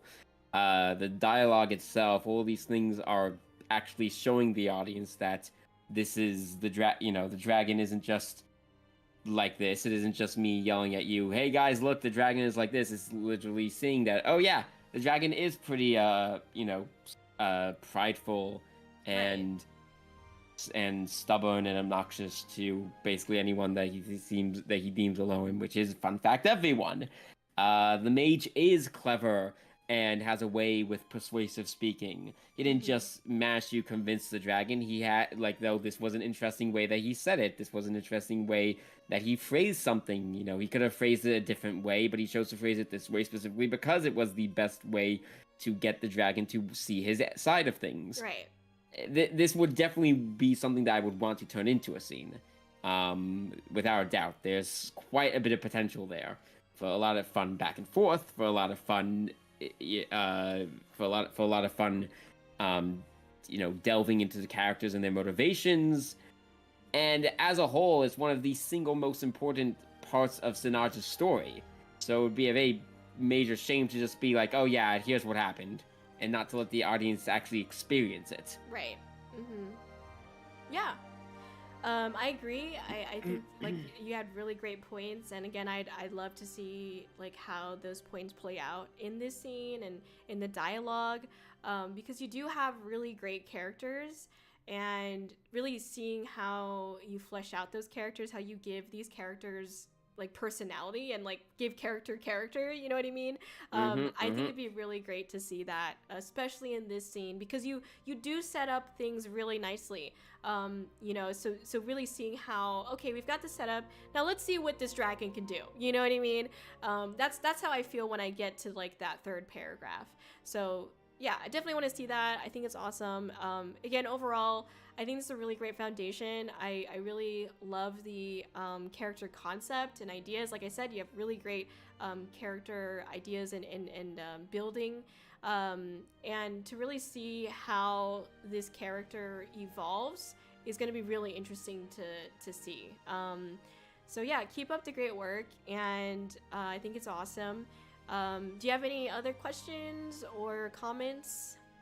Not too many questions or really comments. at all. A brief one, actually. You mentioned you have two more. If you don't mind me briefly diverging from the actual like writing, you mentioned briefly you have two Pokemon games that you need to get to, that you were slightly in the middle of. Mm-hmm. Which Yeah. Out of pure curiosity, which games were they? Okay, so technically there is what is it called? Legends of Arceus. Legends Arceus. I say Arceus. I'm sorry. I don't know why. I like to say Arceus. It isn't the worst butchering of that name I've heard. So you're fine. But yeah, I don't think I'm ever gonna go back to that game though, because I didn't really like it personally. I mean, hey, everyone's entitled to their opinions. I personally didn't really like it, so I don't think I'm gonna go back to that. And now we're gonna have to have a part 2 where me and you debate the merits and demerits of that game. We'll see. But yeah, and then there's also, I haven't finished Pokemon the Diamond one. I can't remember what they called it now, but it's like Brilliant Diamond. Yeah, I haven't finished that, and then I haven't finished. I've restarted Pokemon Mystery Dungeon, like DX or whatever, and I haven't finished that either. So Gotcha. Yeah. Well, plenty more for you to explore. You have to forgive me. That is probably this franchise that matters the most to me. So it was just the thing that I felt I really wanted to ask. But no. Aside from that, it's been a lot of fun, Kori. Thank you so much for having me. Perhaps we can do something like this again in the future with different pieces of writing. Would love to actually look over some of your stuff if you ever want to do that. Yeah, I mean, I don't have anything, which is funny. It's like almost ironic, but yeah, no, that sounds like you a have the good visual time. novels. Yeah, that's true. You're not But wrong. yeah, again, thank you very much for having me. I hope that maybe I could come back in the future to discuss more writing. Or whatever else, but I most of all, again, just I'm happy to be here. Hanging out with one of my favorite VTuber. Yeah, I definitely put you up there, top 5 VTubers. Definitely a major inspiration for a lot of the stuff that I'm trying to do. So it means a lot. Thank you so much for having me, and I will be returning to chat. And leaving you to it. Yeah, thank you, and again, really appreciate you coming on today. I loved reading your story. I'm excited to see more. Thank you so much for the support, and it was great talking to you. For sure, if we have another Creative Kori or whatever, if the chance arises again, definitely would love to have you on again. So yeah, thank you so much. I appreciate it. Of course. All right, and I shall now make my exit to commune with my fellow trash pandas. Thank you. See you Have a in good chat. night. Bye. Good night. Bye. Awesome. Very sweet. Very nice. Okay, sorry everybody. Sorry I wasn't communicating with chat too much. I just wanted to make sure I was giving my full attention to Adonis. Sorry, I was trying to give you a shout out again, but it wasn't letting me. So I'm gonna do that. Okay, there we go. Boom! Look at you, raised to the middle, floating up there, ascended. Look, you were the ascended raccoon right there. Anyway, yeah, please check them out. They're awesome. I'm flying! Yeah, legit. Okay, I'm sorry. Let me catch up to chat. I know I missed a lot. I apologize. Anyway, yes. There is, like, membership on YouTube. I don't know how it works, though. To be honest, I don't know how it works. Anyway, yeah, let's see. Thank you everybody for your feedback. I appreciate it. Thank you, big man. Thank you so much for the follow. Welcome in. How you doing? Hello, Midnight. Let's see. Maybe that's Kori. What's up? What's up, Revy? How are you doing? Welcome in. Hello. What's new? What's good? We're just doing some VTuber lore, checking some of that out. Hello, Psycho Gremlin Crab! Welcome in. Hello, welcome in. What's up? Hello, Serenity! Nice to see you! I'm sorry I didn't get to say hi to you earlier. Hello, how are you doing? Let me give y'all a get lit. Thank you so much for the follows. I appreciate it. Welcome in, everyone. I hope you're having a wonderful day. I appreciate y'all so much. We are looking at VTuber lore. Can you even hear me? Can you even hear me?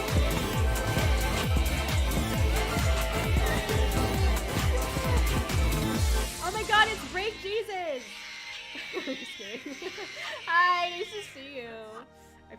y'all. Aragon lore was okay, got it. Whispers, Yohallo. Thank you, Sterny. I appreciate you. Thank you for the lurk as well, Zach. I'm so sorry for the late response. Thank you, Dougie, for the lurk as well. Appreciate everybody coming in today. Yeah, thank you. I had that name here. Oh, right, I had that name here. What? How could you forget about me? Are you watching other VTubers? What the hell? Anyway. All right. Thank you, everybody. Okay, let me pull up. We actually, it's so funny. I have Dougie's lore up here. So, Dougie, I'm sorry. I mean, you're lurking, but that's fine. But you're gonna get blasted by an anime girl on the internet. No, I'm just kidding. You're not. You know that's not gonna happen. Okay, all right. Oops. That's right. I have to adjust it again. Sorry. Let me get it to where it's not annoyingly at a weird point in the screen. Okay. Other VTubers? They don't exist. I had that name here. I mean, maybe. Never mind. Yeah, you better not. Okay, look, don't make me use it. I know that it doesn't work very well, but don't make me use it. You better not be watching other VTubers. You understand? Anyway. It doesn't work very well. I'm sorry. Okay. It's because of the rigging, alright? Oh, it's me. It's you! Oh my god! Okay. I'm gonna drink some water. Sorry. Thank you again, Jonas, for coming on. I appreciate you.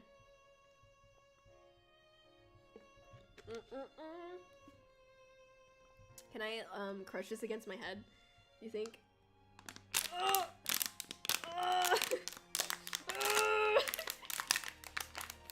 Yes! Yes! It's like hardly crushed. My fucking forehead's probably dirty as hell right now too. I'm just kidding. Anyway, Nani? sorry. sorry. I couldn't help myself. I've also been standing for the last 2 hours. I didn't realize I've been standing this long. Let me sit my ass down. I don't know what I was thinking. I've just been standing here. Jeez Louise, man. What?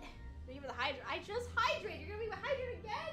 You're gonna drown me. How dare you? I'm an ice princess. I already have enough water in me. You just gotta melt it. I'm just kidding. Thank you. I'm gonna hydrate. I got you. I have another water bottle just for it.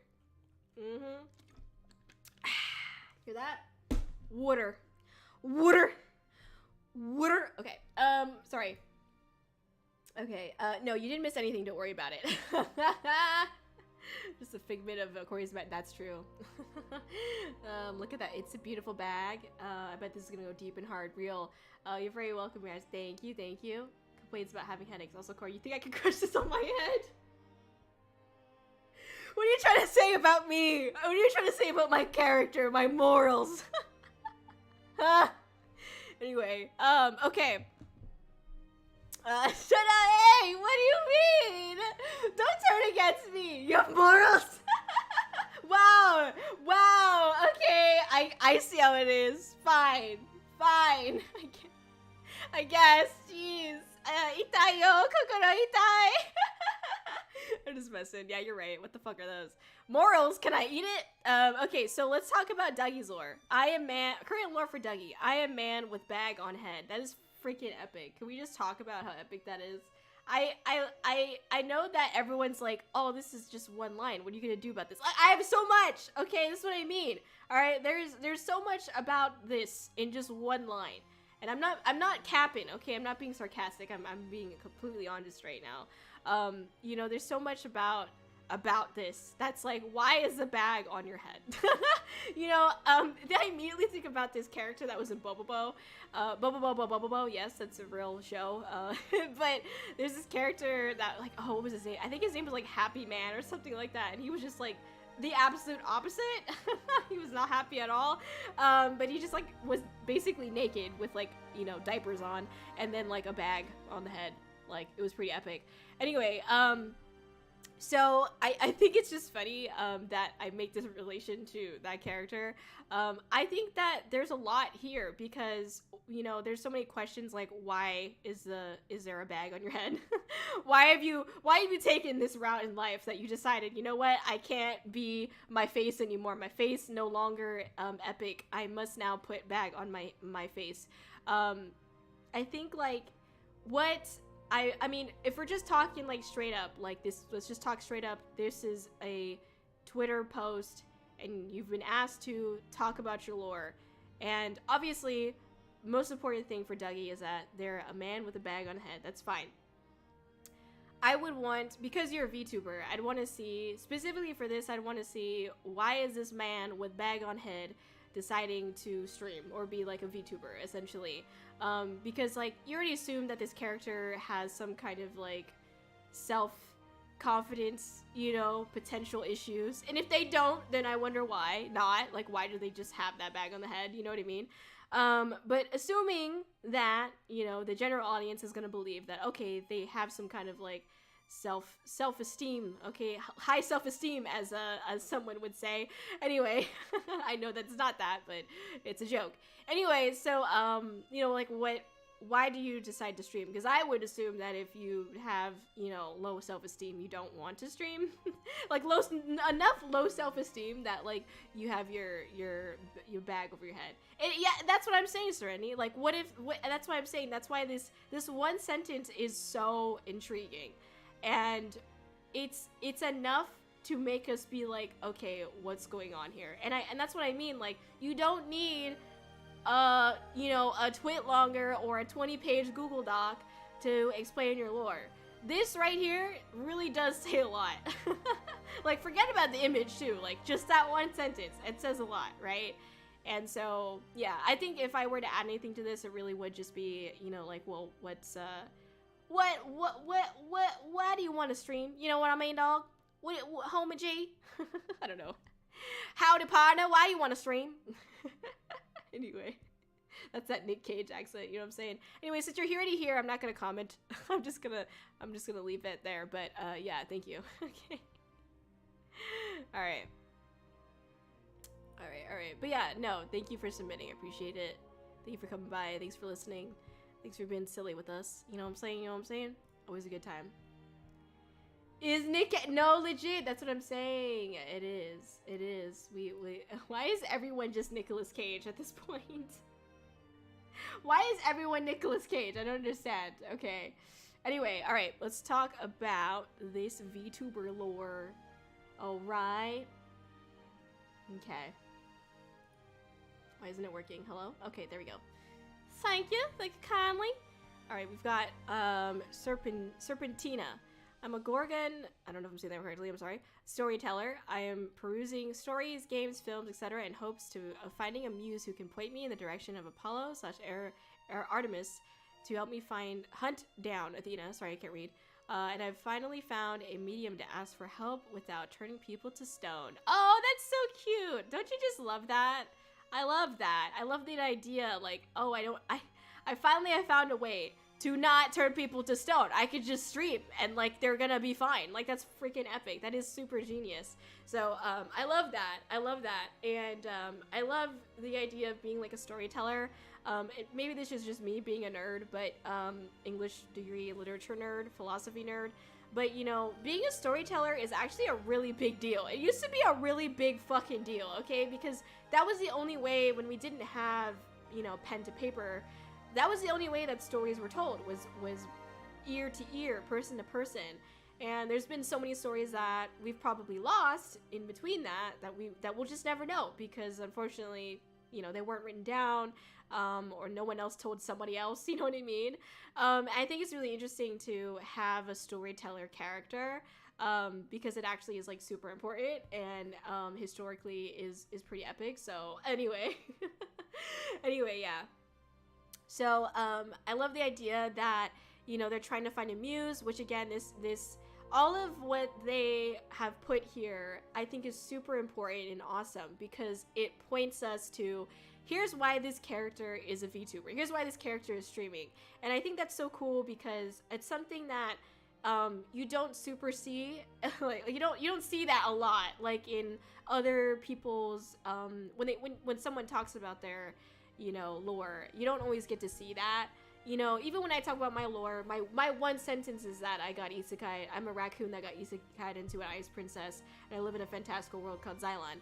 I don't really get to, like, in that one sentence, I can't really, and to be fair, this isn't one sentence, but I can't really explain, like, okay, here's why Kori is streaming, you know? But I love that every sentence here in this comment points to, here's why I am streaming. Here's why streaming is important to me. And I really like that. I really do. And that's something that I hope to see more of in other people's lore. You know, I think I see a lot of people, this is not to get like down in the trenches with it, but or be like rude or critique, you know, in a negative way.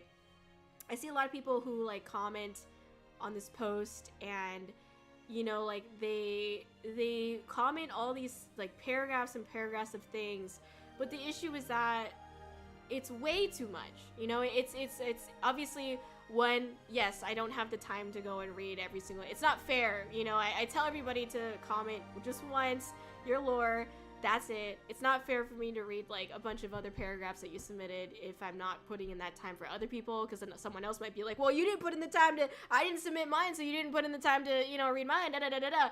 You know, people on Twitter are crazy. So anyway, you know, I see a lot of people writing all these things, but this is a wonderful example of how you can get your lore across without writing a Google document to me. It's what is this? 1, 2, 3 sentences. It is 3 sentences of pure gold. Okay, this is awesome, you know. And I would love to see more of this. When I ask for lore, I want it. Not kidding. I'm just kidding. But what I mean is, like, you know, it's good to see that that this person has a really good grasp of like how to really condense their lore and really take out what is important to their VTubing you know, career or model or character or whatever. If I were to see this in like another form, or where it's a little bit longer, I definitely would love to hear more about why they're hunting down Athena. And again, what they're talking about is, I think, what is that, Greek mythology, right? Whatever, which one it is, it's some kind of mythology.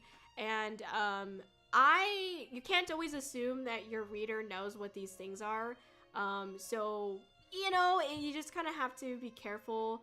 You know, why is this character hunting down Athena? You know what I mean?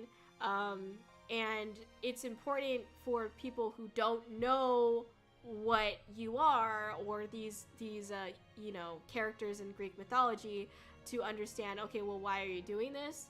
Because if I don't know what the story is, so when I'm reading this, I'm just like, well, why is she hunting down Athena? What did Athena ever do to you, homie?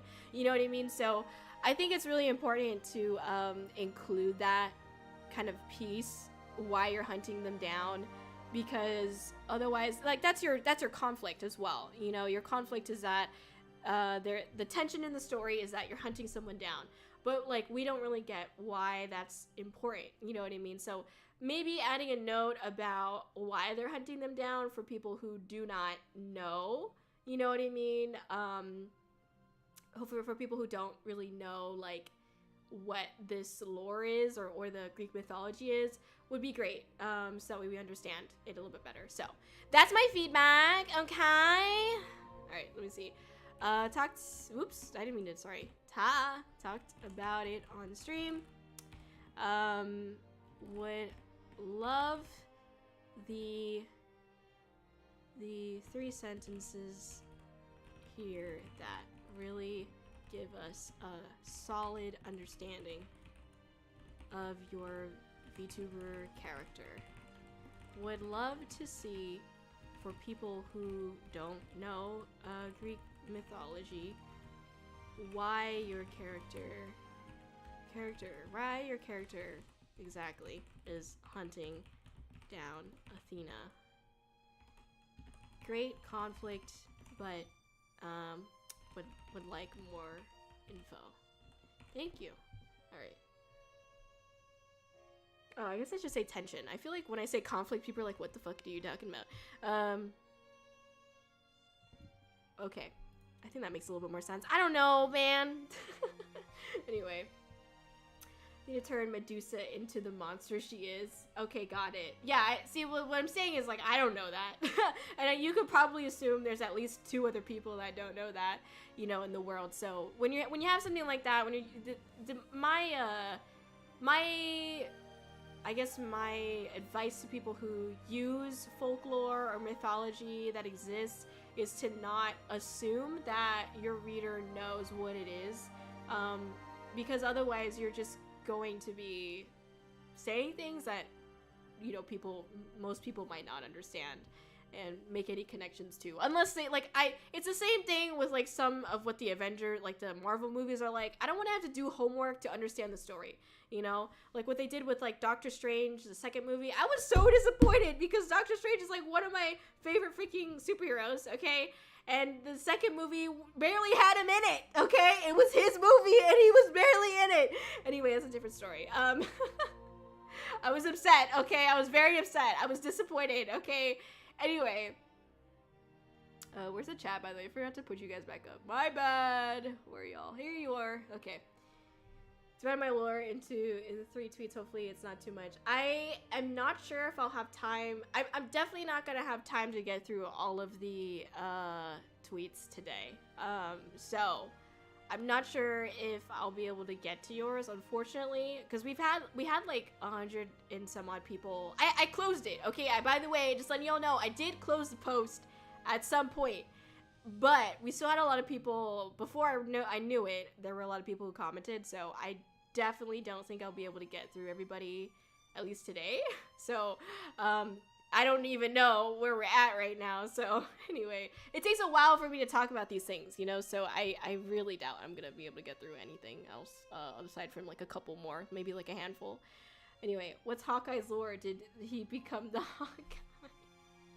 There's a hawk that like flew into his eye and then it healed and he became Hawkeye. No, I'm just kidding. But yeah, no, for real, like with Doctor Strange, sorry, the point I was trying to make was that you know, they had some shit going on with the Scarlet Witch, and like I had no idea what was going on with her because I didn't watch that TV show, you know, whatever one it was with her, featuring her in it. I don't remember, but like I didn't watch it, so I had no idea why she was like acting the way that she was, or like, you know, what exactly happened, like. And like, to be fair, you don't need to know too much, but there was that. And then also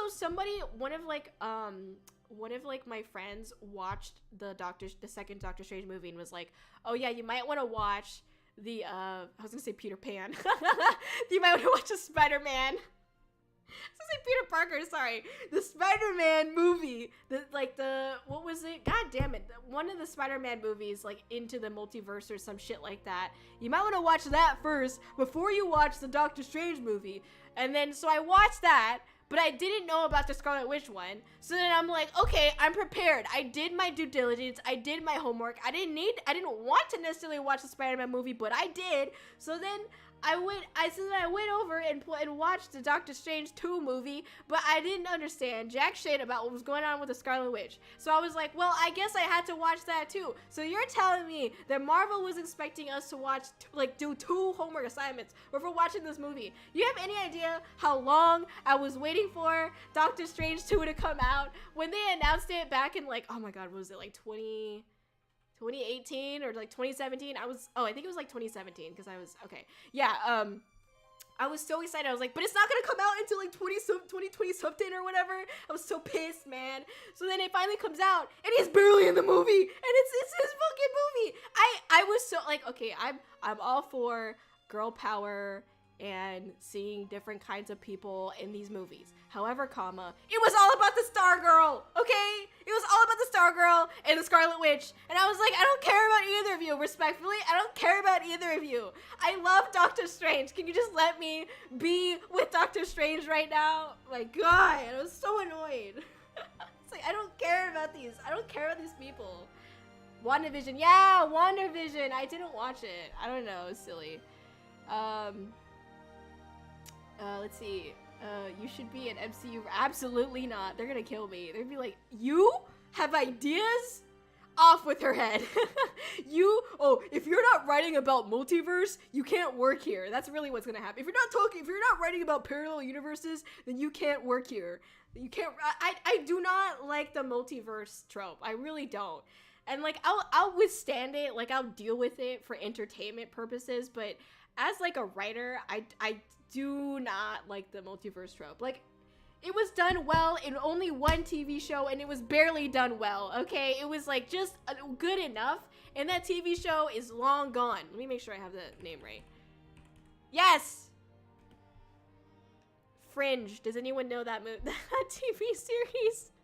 By the way, I didn't actually watch all of this. I only watched some of it because my mom was like obsessed with the show.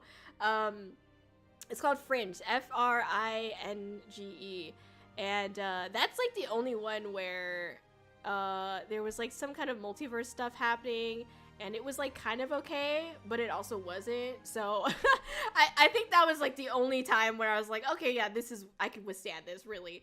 But yeah. Anyway. Is that abbreviated? What are you talking about? DS2 is it? Yeah, yes, that's the Doctor Strange 2, right? Into the Spider-Verse? Why? Not, which one was it? Hold on. Movies. Spider-Man Across the, was it Home? No. Not Homecoming. No, not Into the, no. Oh, it's No Way Home. Sorry. I fucked that up. My bad. It's No Way Home. That's the one that, yeah. That's the one that my friend told me I had to watch in order to watch Doctor Strange 2, was No Way Home. Which, I watched it, and, like, there was maybe one line about it in the movie. I was like, I didn't need to know about this. The fuck? Anyway, sorry. But then, this Wanda shit came up, and I didn't watch any of that, so I'm like, well, sitting there, like, fucking lost as a chicken nugget on a subway. You know what I mean? Anyway. Let me catch up, my bad. Yeah, no, WandaVision was way more important. I just went over my head. I didn't watch it, and I was just so confused, because, like, the beginning of the movie was, like, all about her, and then, obviously, as the movie continued, it was still all about her, so I was just like, what the fuck is going on? Like, obviously, by, like, the middle of it, you were like, okay, make an assumption, context clues, 1 + 1 is 2, 3 + 3 is 6, and you're like, okay, this is what she is, right? But at the beginning, the very beginning, I'm like, what is happening right now? I mean, I don't know, it's crazy. Anyway, there's a major problem with MCU right now. Yeah, Nintendo Doctor Strange. What? Many problems, yep. Hi, Virgil. Welcome back, Kori, welcome back. But a big one is needing to see the TV shows to understand the movies. Yeah, right. Maybe Doctor Strange 3 will be better. I hope so. Into the Koriverse. Oh, God.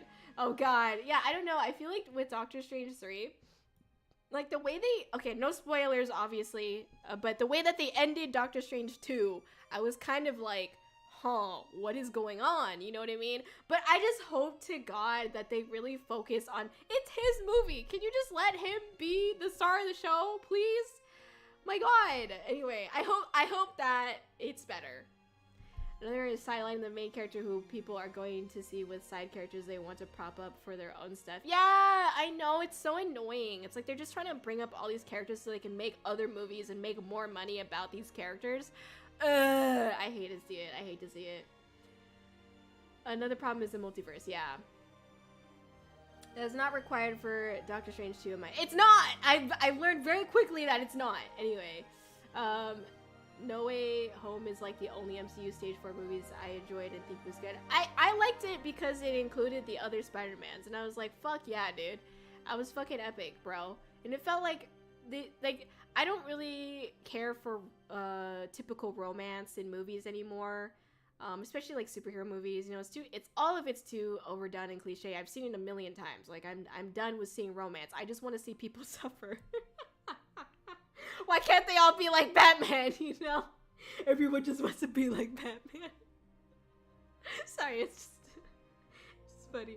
Anyway, yeah, I don't really like seeing romance, and I think with, like, at least with, like, Doctor Strange 2, there wasn't that much romance. It was more like him coming to terms with what he's lost and that, you know, shit like that, whatever. And letting that go, you know, that's also pretty epic, you know, shows growth in a character. I think that's cool. And I feel like with No Way Home, they kind of did something similar to that as well. There wasn't as much romance, because I find that shit, like, really annoying nowadays, personally. So, yeah, but it was nice to not see that, and then, but to also see it in a different way, you know, like, again, like, instead of holding on to that romance and whatnot, like, let's be realistic about it. You're gonna let that go, or you the character has some internal conflict with, like, you know, I don't think I can keep this. Like, it's not, you know what I mean? Like, it's cool. I like that. I like that. Anyway, I feel like your friend was trolling you at that point. No, but they were, I shit you not, they were not lying to me. Like, they were 100% honest. They were genuinely dumb. That's all it was. It wasn't like, I know that they weren't trolling at me. I mean, I want to give them the benefit of the doubt, but I know that it wasn't just that, it wasn't just him, it was also someone else. It was also his girlfriend who was saying, yeah, you gotta watch it. So I'm sitting there like, okay, they both are in agreement, you know, I don't know. I'm pretty sure they were genuinely like, you need to watch it. And I'm like, okay, fine, I'll watch it, you know what I mean? But yeah, I don't know. I don't know. That friend was a diehard fan and just wanted to talk about Spooter Poo. Yeah, real. I'm sure Furioso won't steal the spotlight at all. Who the fuck is that?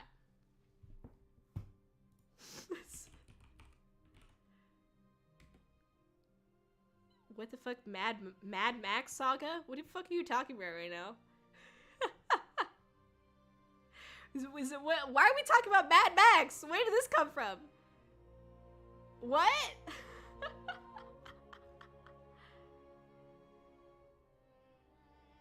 Who? What are you talking about right now? Oh. Oh. Oh. Okay, God. I didn't know that. Thanks for spoiling it. Goddamn. All I saw was the very end of the movie. I didn't see her there. She was there? She was fucking there? That's insane. I didn't know that. It wasn't. What? It was? I don't even remember. Oh my god, wait.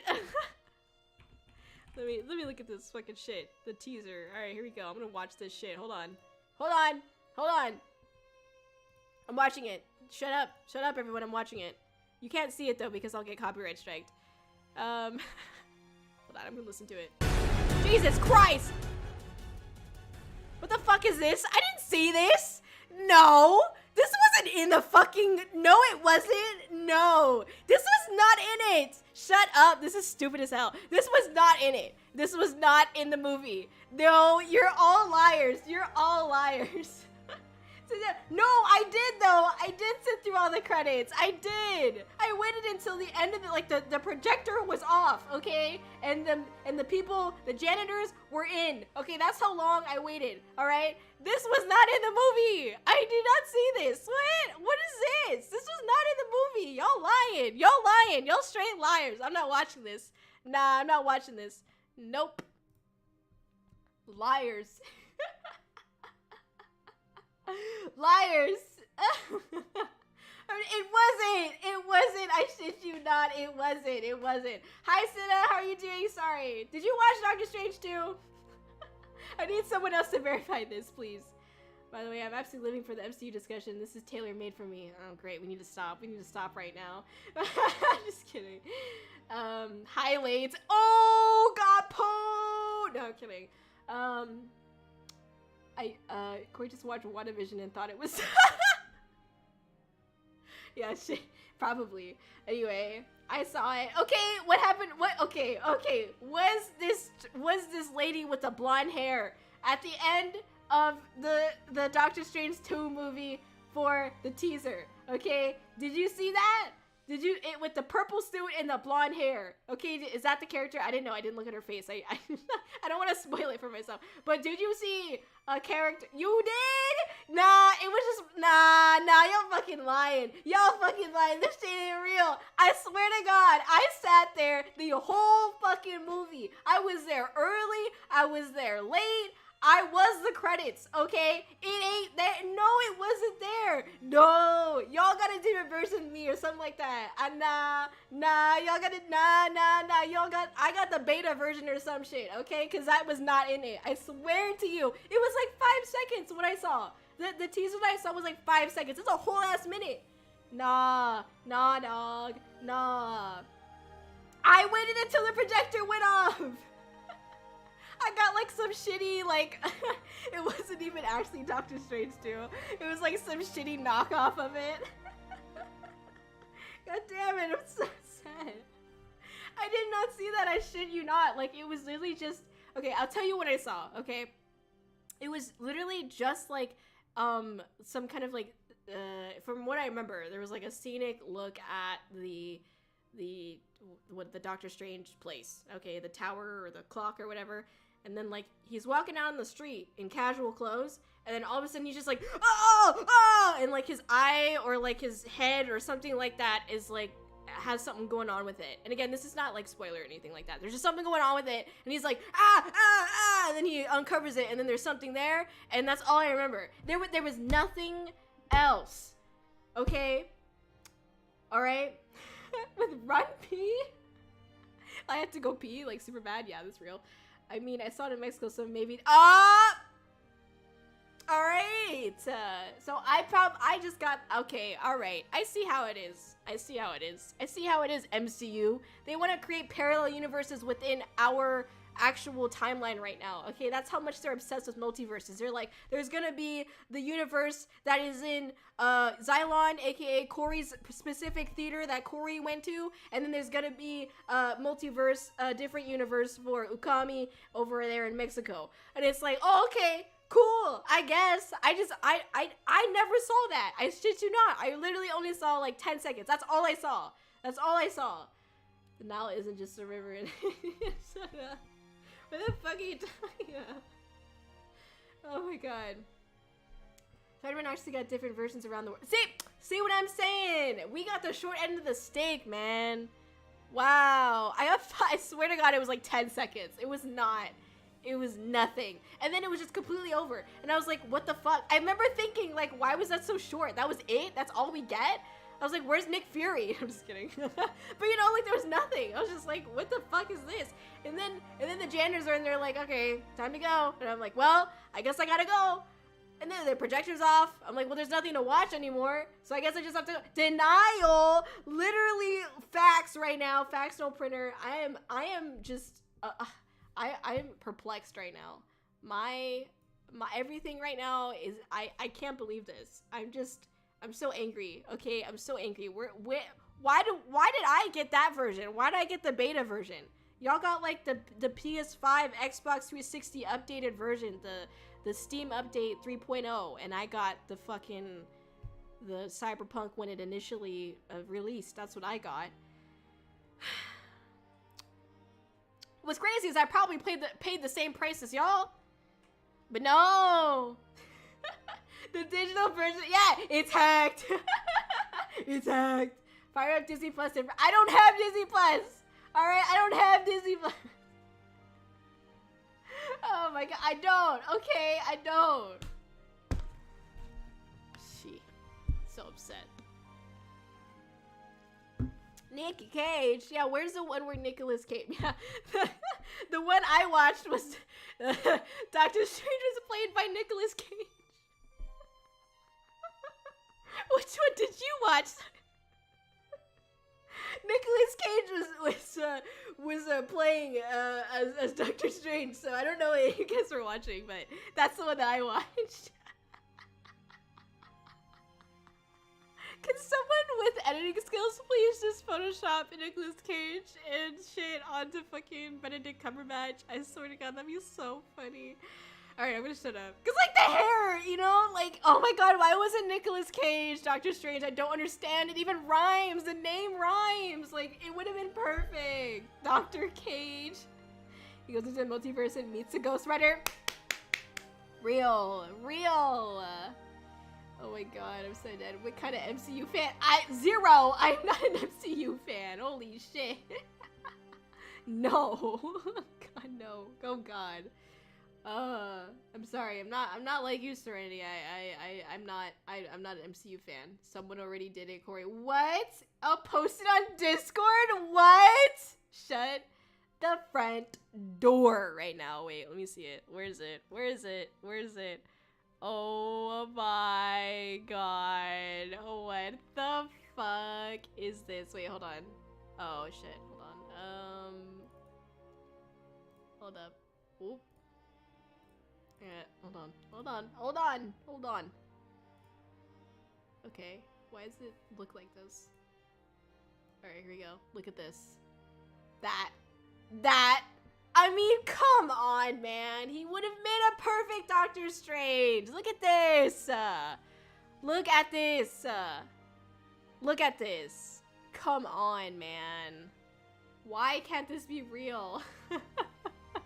But I want the Nicolas Cage haircut, though. Like, I want that bird. You know? That'd be epic. We're in the wrong... We are! Where the fuck? Actually, this is my timeline, actually. This was created specifically for the movie that I watched. So, yeah, I watched the Nicolas Cage version, and this is what we saw. What is that? Is that Nicolas Cage? No, what is this? No, because what is this? Is that Nicolas Cage's Superman? What? This looks... Okay, did he actually dress up as Superman? Because that's what it looked like. That's the Superman movie we never got! It looks so real! Oh my god, yes he did! That's so funny, I love this! Oh my god, look at that hair! Okay, that's real in canon, I shit you not! Super damn! Oh my god, that's so amazing! I freaking love that! Oh my god. No way! No way! He really did! That's awesome! That's awesome! What the hell? I love that! No lie, like, he would have made, like, a pretty good, like, Loki as well with that hair, is all I'm saying. Alright, that's pretty freaking epic. Oh my god, he did dress up as Superman for the Flash. Oh, for the Flash movie! Okay, gotcha. He's gonna be Superman, but Warner canceled away. What? Bruh. Upsetty spaghetti. They missed out! Look at this, man. I'm so sad. I'm so sad. Nicolas Cage. An absolute legend. Hell yeah. Okay. I'm so glad that we're learning so much about Nicolas Cage, like, this month. We've learned so much. Alright. Okay. Dun, dun, dun, dun. Alright.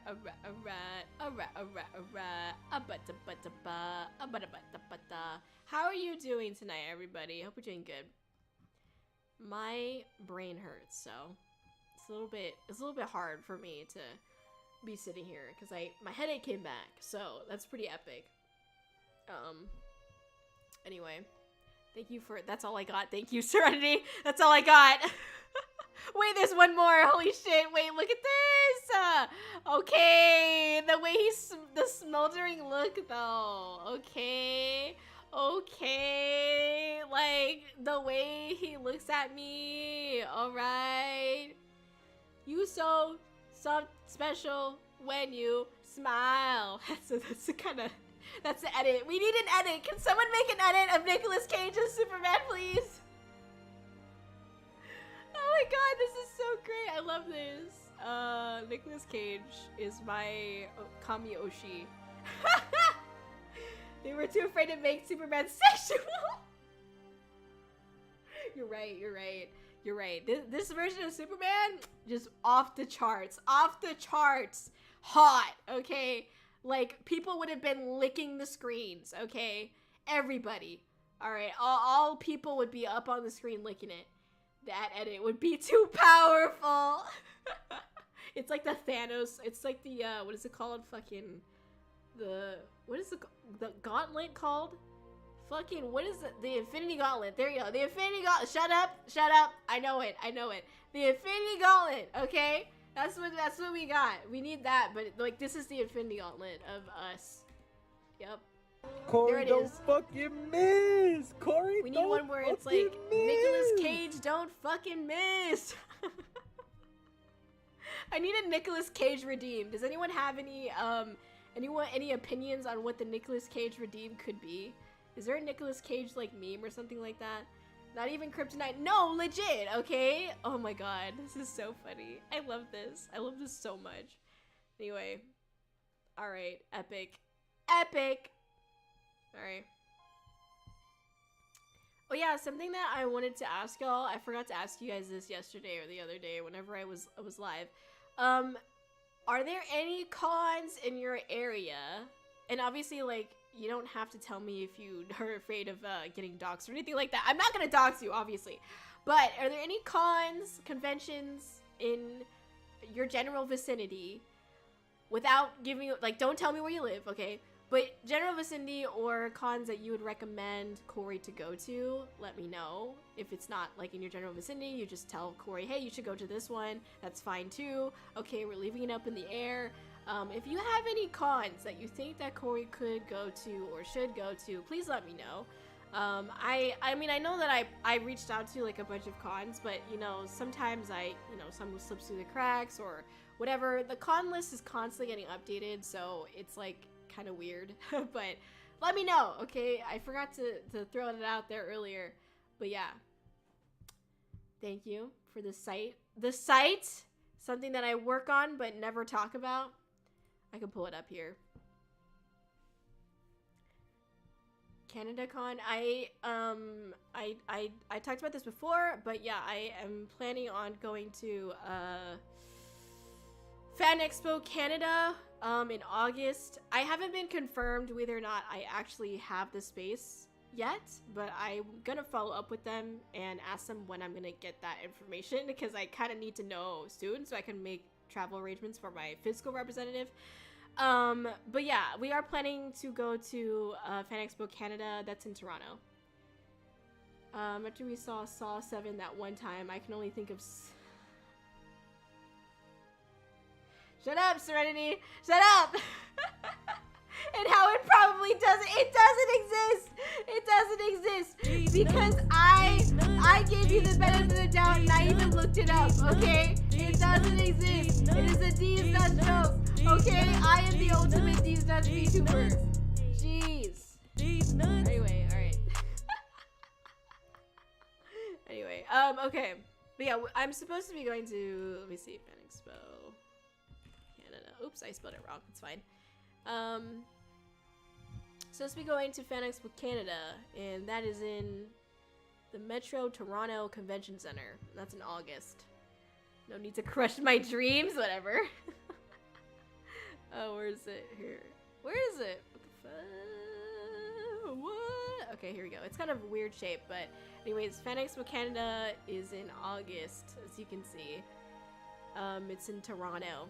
I mean, I am planning on going. I mean, I fucking paid for the booth, but I don't know if I have been actually accepted or not. And the thing with like Fan Expo Canada is they're run by the same people who obviously they're run by the same people or similar management as Fan Expo SF. And with Fan Expo SF, I didn't learn that I was going until like a month and a half beforehand. Like the con was at the end of November, and I found out that I was accepted in October, and that can't really work for us because it's like this is in Canada, so I have to make travel arrangements like beforehand. So yeah. Anyway, there you go. No need to crush my dreams like a saw. Okay, got it. Thanks. All right. Okay. Yo, why is everyone so surprised? Why does everyone want me to go to Canada? Yes, we're going to Canada in August. Toronto, Canada. This is one of the biggest cons in Canada. There's Fan Expo Canada and Anime North. Unfortunately, I will not be able to go to Anime North because that's during Anime Minneapolis, I believe. So I won't be going there. We're going to Canada. God damn it. Get away from me. Anyways, there's my website for those of you who have never been on it. This is like a zoomed in weird version of it, but this is my website. It's pretty epic. Yeah. Goodbye. Hi, Robix. How are you doing? I forgot to say, ask you how you're doing. Anyway, you didn't greet me like how you're supposed to greet me, so I didn't want to talk to you. Anyway, so, yeah, and if you are interested in any of the events I'm attending, the events are, sorry, my eye's itchy. The events are on my site, and it breaks down where I will be going to next. Anime Gamicon, Comic-Con, Cape Anime, Anime Minneapolis, Anime Medford, and more to come. I will try to add Fan Expo to that once I have a actual confirmation. But yeah. Anyway. Sorry, is that the Kōri-Oujo talking about her upcoming album? Hello, is that the Robix, Mr. Eiffel Tower himself? Yeah, no, I was kind of talking about that. We're also talking. Oh, okay. Did you watch Doctor Strange 2? This is very important. Okay, this is very important. Did you watch Doctor Strange 2? Please tell me if you did. Okay. No, real. Honestly, I hated the movie, and I love Doctor Strange. I was so disappointed. Okay, but listen. At the end of the movie, without like spoiling things, did you see a lady with like blonde hair and like the purple outfit and like all that? Did you see that teaser at the end? Did you? Speak true. Yeah, speak truth. Otherwise you're gonna otherwise you're gonna get got, alright? I didn't, okay? No! Y'all lying. Y'all are lying. No, we all sat through the credits, okay? I sat through until the projector was off, until the janitors were in, okay? There was nothing else to be seen. Y'all lying so much right now. Y'all thought that you saw it in the theater, but you actually just saw it on YouTube somewhere. Okay, let's be real. Alright? I didn't lie, bro. Okay, well, let me ask you guys this. Did you see it at the theater, or did you see it on Disney Plus or whatever? Janitors wipe the floors. Probably. Imagine. Both? You watched it, and then it happened on both? Really? That's so weird. I didn't see it in theaters, and the totally legal site I used cut halfway through the credits. Alright, never mind, Robix, you suck. The week launched on cinema. What the fuck? Okay, but you don't count. You're no kidding. Discredited. No, I'm just kidding. Okay, well, that's just weird. I don't know why, but people, I don't have time to, yeah, that's pretty fair. People are saying that they freaking saw this teaser or whatever for Doctor Strange 3, and I didn't see that shit. I didn't. I don't know. I have no idea what they're talking about. Just like the movie, no, legit. I know. I'm so annoyed. I'm so annoyed. I got the beta version. Okay, it didn't have the update. So dumb. I probably paid the same amount as everybody else, and yet I don't get to see the cool ending. I gotta go look it up on YouTube. So dumb. I'm not gonna watch it. Just out of spite. Everybody, nah, that ain't true. That ain't true. Okay, that ain't true. My mama ain't seen that. I'm gonna double check with my mom right after this, okay? How did the lore reading go? Sorry, I missed it. No, you're good, dude. You don't have to apologize. What the hell? How dare you? Just kidding. No, it's good. It was good. It was chill. You won't bet. You know what? I'm gonna call her right now. Hold on. You know what? I'm gonna call her right now. I'm gonna lose tracking. Sorry. I'm gonna call her right now, and then I'm gonna put her on speaker. Hold on.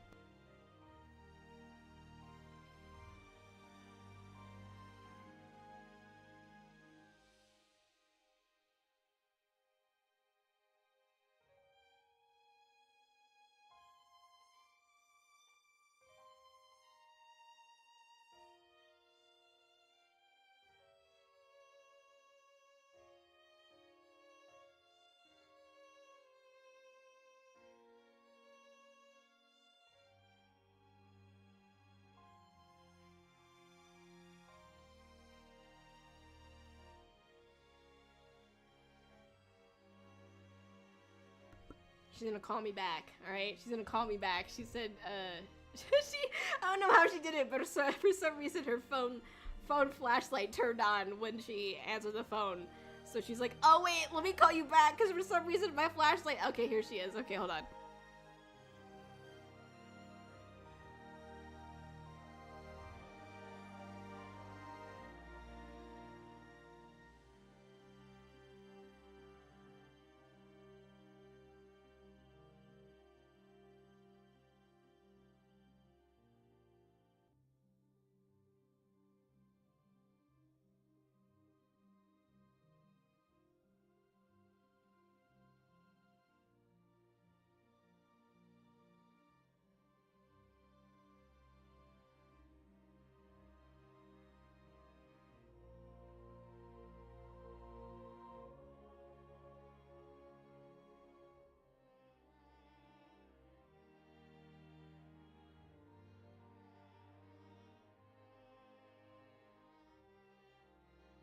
All right, you're on speaker.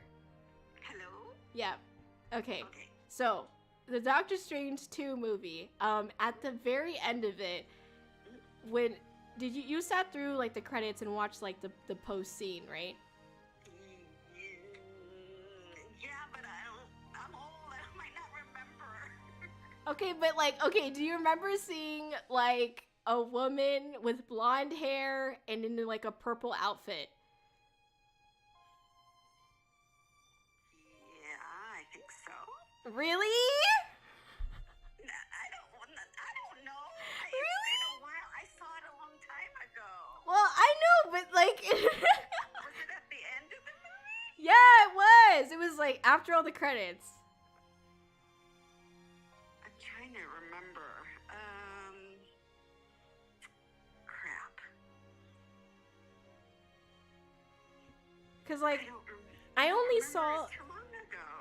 Okay, never Okay, mind. why do you think there was a purple dressed woman? No, that's what my chat is saying, is that there was some kind of like this teaser was like a minute long at the end after the movie, and there was like some lady with like, I didn't watch it because I don't want to spoil it for myself, but there's like Okay. there seems to be some lady in like a purple suit and with blonde hair that like opens up some kind of like rift or vortex or not vortex, but just like another parallel universe or something like that. She like opens up that up in like the middle of the street, and I'm assuming she's like, go. I don't know. I didn't watch it. But I didn't see that. When I went and saw it in the theater, I only saw, the only thing I saw was, there's like a part where, okay, you get like the scenic view of the tower or wherever the Doctor Strange, like, place is, the building. And then you see him walking on the street in casual clothes. And then all of a sudden he starts like screaming and like there's something going on with like his head. And then like, Oh, right. The eye comes out. oh yeah, well, yeah. The eye comes out of his forehead. Right, so like, but did you see anything else after that? Was there more to that? Because I didn't see anything else after that. Because after that, the projector turned off and then the janitors were coming in and then there was nothing else to see. But my chat is claiming that there was more to that teaser and I didn't get to see it. Oh, So did you see more to I it? think I see that part. At least right now, I don't remember seeing that part. Okay, thank you. That's all I needed. So you did not see this lady with the purple suit and like you just saw him screaming with the eye coming out and that was it, right? Yeah. Okay, that's all I thank saw. you. Thank you. There's all. I could ask your father if he remembers. No, it's okay. It's okay. We have our proof. No, I think that's the last part I saw was when, he started screaming and his eye comes out. Right. That's all I remember. Yeah, that's all I Okay. remember too, unless they're introducing another character. Oh, they 100% are. Oh, okay. See, now you're gonna have to make me go and watch the movie again. Oh, Is okay. it streaming or is it on Netflix? I'm gonna go watch it again just to get to the end. I think it's on the on Disney Plus. Oh, okay. Yeah. Oh, see, now you got me all messed up. Now I gotta go watch that again. I know. Because it was so confusing. It was a Doctor Strange movie and he was barely in it. He had like 5 minutes of screen time. And he was like not helpful in that. He didn't know what he was doing. He's getting thrown back and forth. And that lady, whatever her name was, she was just like throwing him everywhere. Yeah. Okay, dude, you do not look good here. You look a mess. Turned him into a demon, okay? Yeah, I know. You looked ugly. Ooh. That was not good. All right, thank you. All right, let me take you off speaker.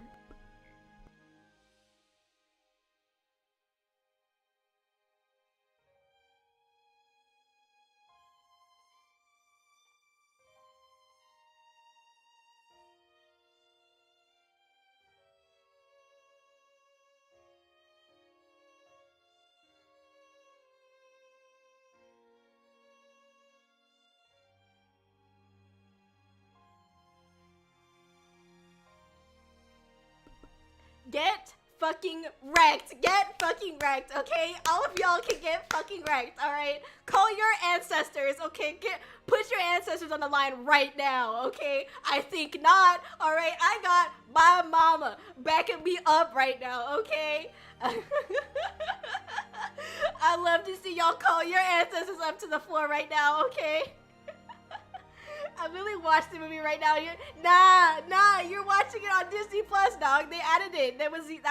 I'm talking about the beta version that was out in the theater, okay? You're cheating. You're watching what they put out on. I'm gonna call my mom. No, you're lying. You're cheating. You're cheating. It ain't about that now. You cheating. Oh, y'all cheating. Oh my god. You're watching the Earth and whatnot. I know, legit. So I'm a loser, you know? Okay, Robix, that sounds about right. Anyway, I done watched it. Nah. You're getting it mixed up. Okay? I'm messing around. I don't know. It's weird. Anyway, I'll call my mom, but I bet she didn't watch it. Okay. Industry plans. Hey, what do you mean? Why, huh? What do you mean? Apparently your mom called you a loser, not me, alright? Throw trash at something else. Jeez. I'm just kidding. It's crazy how YouTube says it does. It's so crazy. I don't understand. Ugh. Alright.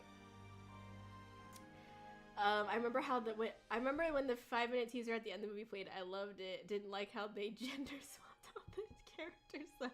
Yeah, I hated that at the end of the Doctor Strange 2, like during the teaser, how like Nicolas Cage just like came out and was like, I'm the real Doctor Strange. And that's what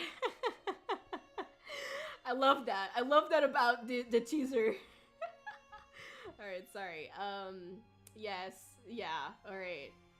It could be for the Blu-ray release. Okay, they tend to edit stuff in or out. Okay, all right. Ain't nobody bought the Blu-ray. You'd be surprised. This is classic suggestive persuasion. Good for her for being true. Yeah, it was probably exclusive to the VHS release. What are you trying to say about myself and my age and my character? What are you trying to say about that? Okay, goddamn. Anyway, like Crazy Eyeball, yeah. There's nothing after it. That's what I'm saying. Kori, that's true. They cut the movie before the credits even started. It's so dumb, dude.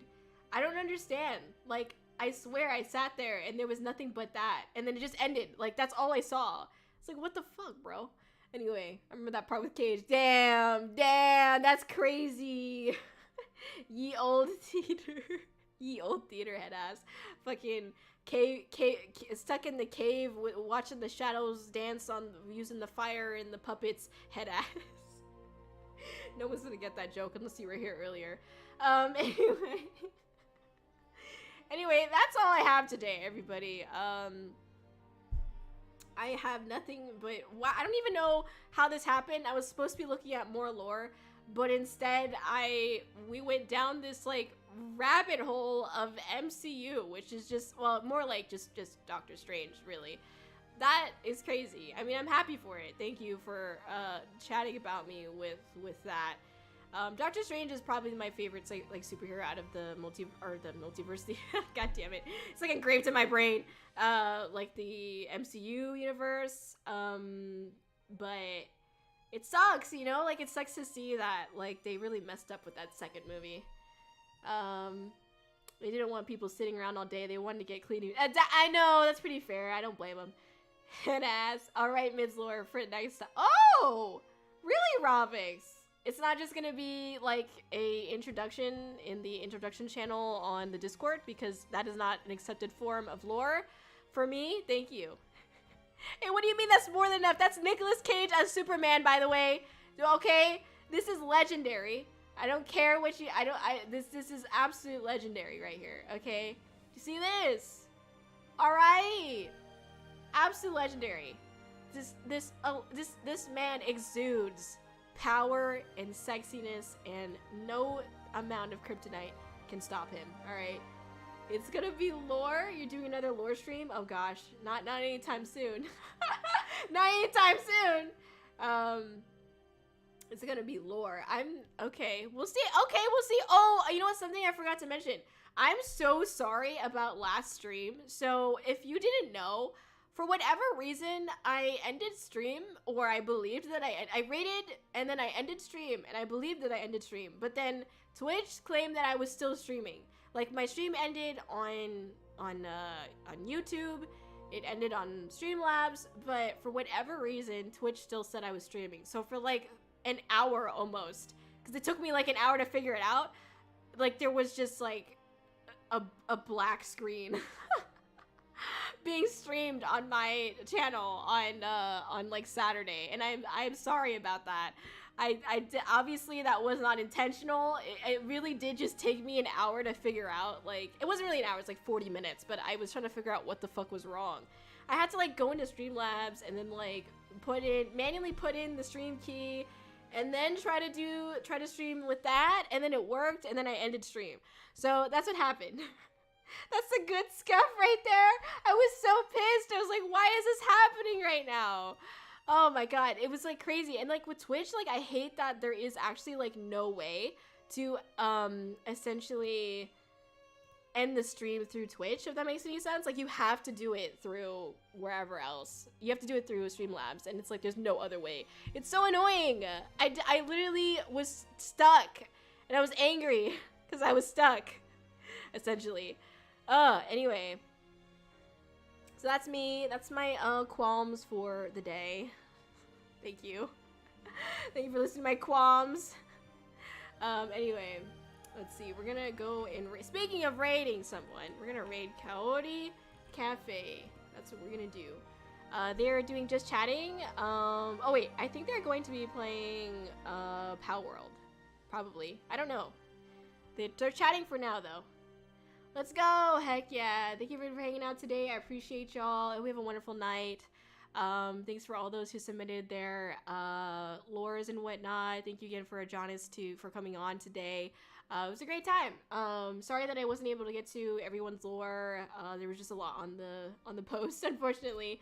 But yeah, thank you everybody for hanging out. I'll be back tomorrow. I'll be playing Nier Automata. I'm so excited to be playing Nier. It's my favorite game. I'm so excited to be going to the concert. Like, I can't explain it. It's just, I can't believe it's here. Like, I'm just so hyped for it. So, yeah, I'm so excited. Anyway, I'm going to be doing that tomorrow and on Wednesday as well. So if you want to hang out, play some Nier with me, you are so welcome, more than welcome to come by and hang out and watch me play my favorite game. So, anyway, have a good night, everyone. I appreciate y'all. Otsukori!